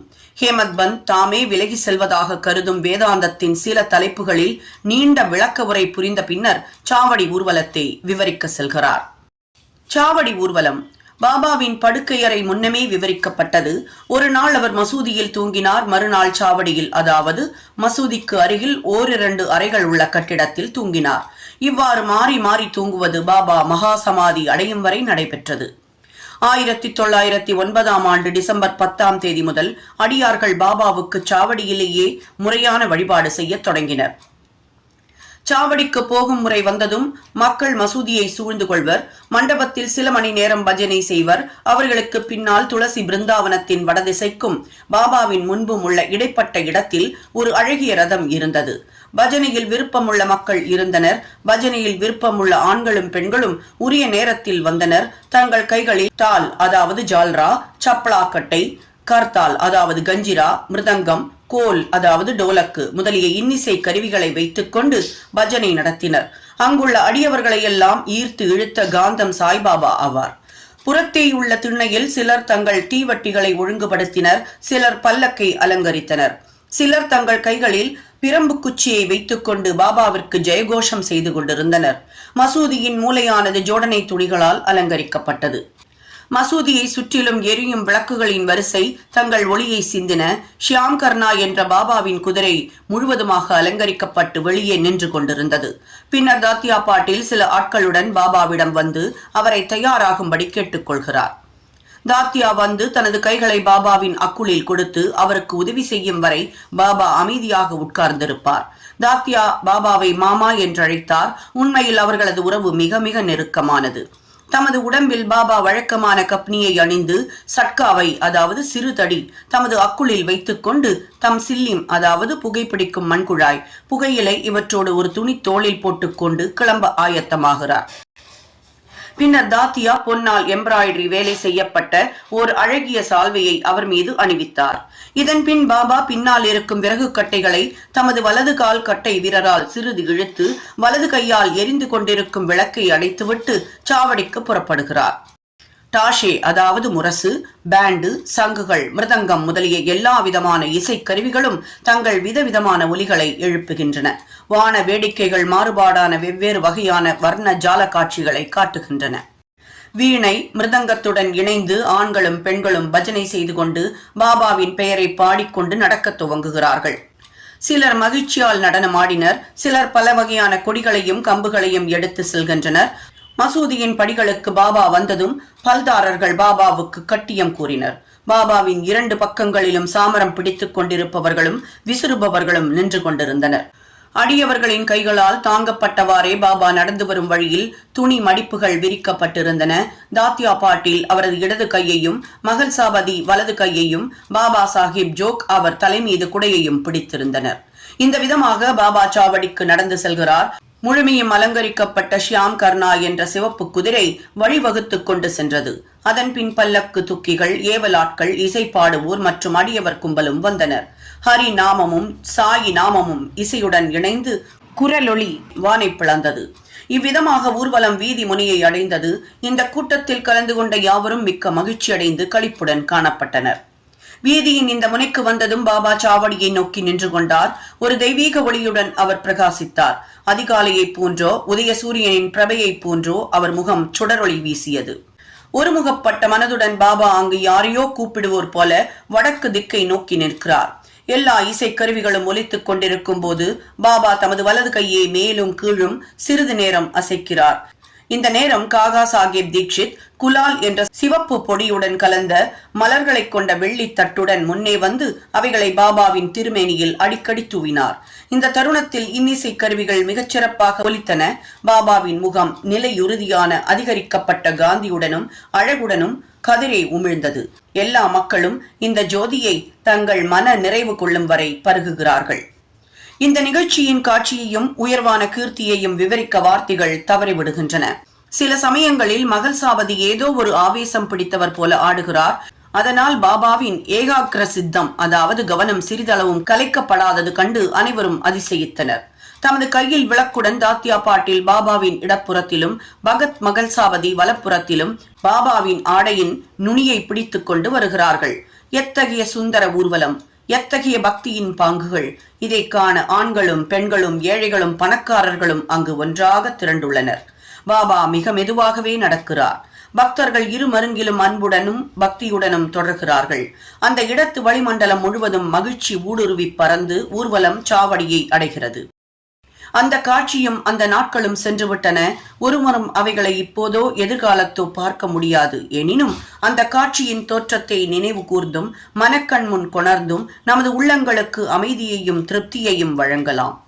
சாவடியும் நல்ல வெண்மையான கூரை கண்ணாடிகள், பல்வேறு வித விளக்குகள் இவைகளால் அலங்கரிக்கப்பட்டிருக்கிறது. அதை அடைந்ததும் தாத்தியா முன்னால் சென்று ஒரு ஆசனத்தை விரித்து ஒரு திண்டை வைத்துவிட்டு பாபாவை அங்கு அமரச் செய்து நல்ல கோட்டையும் அணிவிக்கிறார். பின்னர் அடியவர்கள் அவரை பல்வேறு விதங்களில் வழிபடுகின்றனர். இறகுகளுடன் கூடிய கிரீடத்தை அவருக்கு சூட்டுகின்றார்கள். அவர் கழுத்தை சுற்றி பூ மாலைகளையும் அணிவித்து நறுமணம் கமழும் நேர்கோடுகளையும் ஒரு புள்ளியையும், அதாவது வைணவ அடியார்களைப் போன்று இட்டு அவர்கள் அவரை உள்ளம் நிறைவடையும் வண்ணம் நீண்ட நேரம் கூர்ந்து பார்க்கிறார்கள். தலைப்பாகையை அடிக்கடி மாற்றுகின்றனர். தூக்கி எறிந்து விடுவார் என்று பயந்து அவர் தலையிலிருந்து எடுத்து மேலே சிறிது தூக்கி பிடிக்கிறார்கள். அவர்கள் உள்ளங்களை எல்லாம் பாபா அறிகிறார். அடக்க ஒடுக்கமுடனும் தடை செய்யாமலும் அவர்கள் இஷ்டங்களுக்கெல்லாம் பாபா சாதுவாக கீழ்ப்படுகிறார். இந்த அலங்காரங்களுடன் அவர் வியக்கத்தக்க அழகுடன் திகழ்கிறார். நானா சாஹேப் நிபோன்கர் கம்பை சுற்றி செய்யப்பட்டுள்ள அழகான குஞ்சரங்களுடன் கூடிய குடையை மேலே பிடிக்கிறார். பாபு சாஹேப் ஜோக் ஒரு வெள்ளி பாத்திரத்தில் பாபாவின் பாதங்களை கழுவுகிறார். அர்க்கியமும் பூஜையும் உரிய சம்பிரதாயங்களுடன் செய்துவிட்டு அவர் கைகளில் சந்தனம் பூசி தாம்பூலம் அளிக்கிறார். பாபா தமது ஆசனத்தில் அமரும் போது தாத்தியாவும் மற்றவர்களும் நின்று கொண்டிருக்கிறார்கள். அவர் பாதங்களில் வீழ்ந்து பணிகிறார்கள். பாபா வசதியாக திண்டின் மேல் சாய்ந்து அமர்ந்து கொண்டிருக்கும் போது இரு மருங்கும் உள்ள அடியவர்கள் சாமரமும் விசிறியும் வீசுகிறார்கள். பின்னர் ஷியாமா சில்லிம், அதாவது புகைப்பிடிக்கும் மண்குழாய் தயார் செய்து அதை தாத்தியா பாட்டீலின் கையில் கொடுக்க அவர் அதை தமது சுவாசத்தால் ஒருமுறை உறிஞ்சிய பின்னர் பாபாவிடம் கொடுக்கிறார். பாபா புகைத்த பின்னர் அது பகத் மகள் சாவதியிடம் கொடுக்கப்பட்டு பின்னர் சுற்றி எல்லோரிடமும் வழங்கப்படும். ஜடமான சில்லும் புனிதமாக்கப்பட்டது. அது பலவித தண்டனைகளுக்கும் துயரங்களுக்கும் ஆட்பட வேண்டி இருக்கிறது. குயவர்களால் மிதியுண்டும் வெயிலில் காய வைக்கப்பட்டும் நெருப்பில் சுடப்பட்டும் இருப்பினும் பாபாவின் கைகளில் படுவதற்கும் அவரின் முத்தத்தை பெறுவதற்கும் அது நல்ல அதிர்ஷ்டம் பெற்றிருக்கிறது. இதன் பின்னர் விழா முடிவடைந்து பூமாலையை பாபாவின் கழுத்தில் அடியவர்கள் அணிவிக்கிறார்கள். பூச்செண்டும் அளிக்கிறார்கள். உணர்வு வசமுறா நடுநிலைமையின் அவாவின்மையின் அவதாரமாகிய சாயி அட்டிகை அணிமணிகள் பூமாலைகள் மற்றும் பல அலங்காரங்கள் இவைகளை பற்றியெல்லாம் எள்ளளவும் கவலைப்படுவதில்லை. ஆனால் தம் அடியவர்களிடம் உள்ள உண்மையான அன்பின் காரணமாக அவர்கள் தாங்கள் விரும்பிய வழிகளை கையாண்டு மகிழ்வடைய அனுமதித்தார். முடிவாக இன்னிசை கருவிகள் தங்கள் புனித ராகங்களை ஒலித்துக் கொண்டிருக்க பாபு சாஹேப் ஜோக் எல்லா சம்பிரதாயங்களுடனும் ஆரத்தி காண்பிக்கிறார். இந்த ஆரத்தி முடிவுற்றதும் அடியவர்கள் ஒவ்வொருவராக வணங்கி விடை பெற்றுக் கொண்டு வீடுகளுக்கு திரும்புகிறார்கள். தாத்தியா பாட்டில் அவருக்கு சில்லிம், பன்னீர், அத்தர், சென்ட் இவைகளை அளித்துவிட்டு புறப்படுவதற்காக எழும்போது பாபா அவரிடம் அன்பு ததும்ப, என்னை பார்த்துக்கொள், வேண்டுமானால் போ, இரவில் சில சமயங்களில் வந்து என்னை விசாரித்துக்கொள் என்று கூறுகிறார். சரி என விடையளித்துவிட்டு தாத்யா பாட்டீல் சாவடியை விட்டு வீட்டிற்கு செல்கிறார். பின்னர் பாபா தாமே படுக்கையை தயாரித்துக் கொள்கிறார். ஒன்றின் மேல் ஒன்றாக 50-60 வெள்ளை துண்டுகளை விரித்து படுக்கையை தயார் செய்து கொண்டு இளைப்பாற செல்கிறார். வாசகர்கள் ஒவ்வொரு நாளும் படுக்க போகும் முன்பு சாய்பாபாவையும் அவரது சாவடி ஊர்வலத்தையும் நினைவு கூறும்படியான வேண்டுகோளுடன் இந்த அத்தியாயத்தை முடித்து அனைவரும் இளைப்பாறுவோமாக. ஸ்ரீ சாயியை பணிக. அனைவருக்கும் சாந்தி நிலவட்டும். சாய் என்பர்கள் அனைவர் வீட்டிலையும் இருக்க வேண்டிய பொக்கிஷம் சாய் சச்சரித்ர. புத்தகம் இருக்கோ இல்லையோ, இந்த ஒலி வடிவிலான சாய் சரித்ரா உங்களுடைய ஒவ்வொருவர் வீட்டிலையும் ஒலித்து உங்களுக்கு தேவையான சந்தோஷத்தையும் நிம்மதியையும் கொண்டு வந்து சேர்க்கணும் அப்படிங்கிறது மட்டும்தான் எங்களுடைய எண்ணம். கண்டிப்பாக மிகப்பெரிய மாற்றத்தை உண்டு பண்ணக்கூடிய இந்த சாய் சரித்ரா தினமும் ஒரு அத்தியாயத்தை கேட்பவர்களுக்கு கண்டிப்பாக மிகப்பெரிய பலன்கள் காத்திருக்கு. 51 அத்தியாயங்களும் தெளிவான உச்சரிப்புல, மிதமான வேகத்துல, சரியான விகிதத்துல கொடுத்து உங்களுக்கான சந்தோஷத்தையும் அள்ளி தரக்கூடிய இந்த சேனலை சப்ஸ்கிரைப் பண்ணாதவர்கள் கண்டிப்பா சப்ஸ்கிரைப் பண்ணி மற்றவர்களுக்கும் ஷேர் பண்ணுங்க. உங்களுடைய லைக் அண்ட் கமெண்ட்ஸ் கண்டிப்பா எங்களை உற்சாகமூட்டும். எப்பொழுதும் உங்களுடைய சந்தோஷம் நிலைத்திருக்கட்டும். நன்றி, வணக்கம்.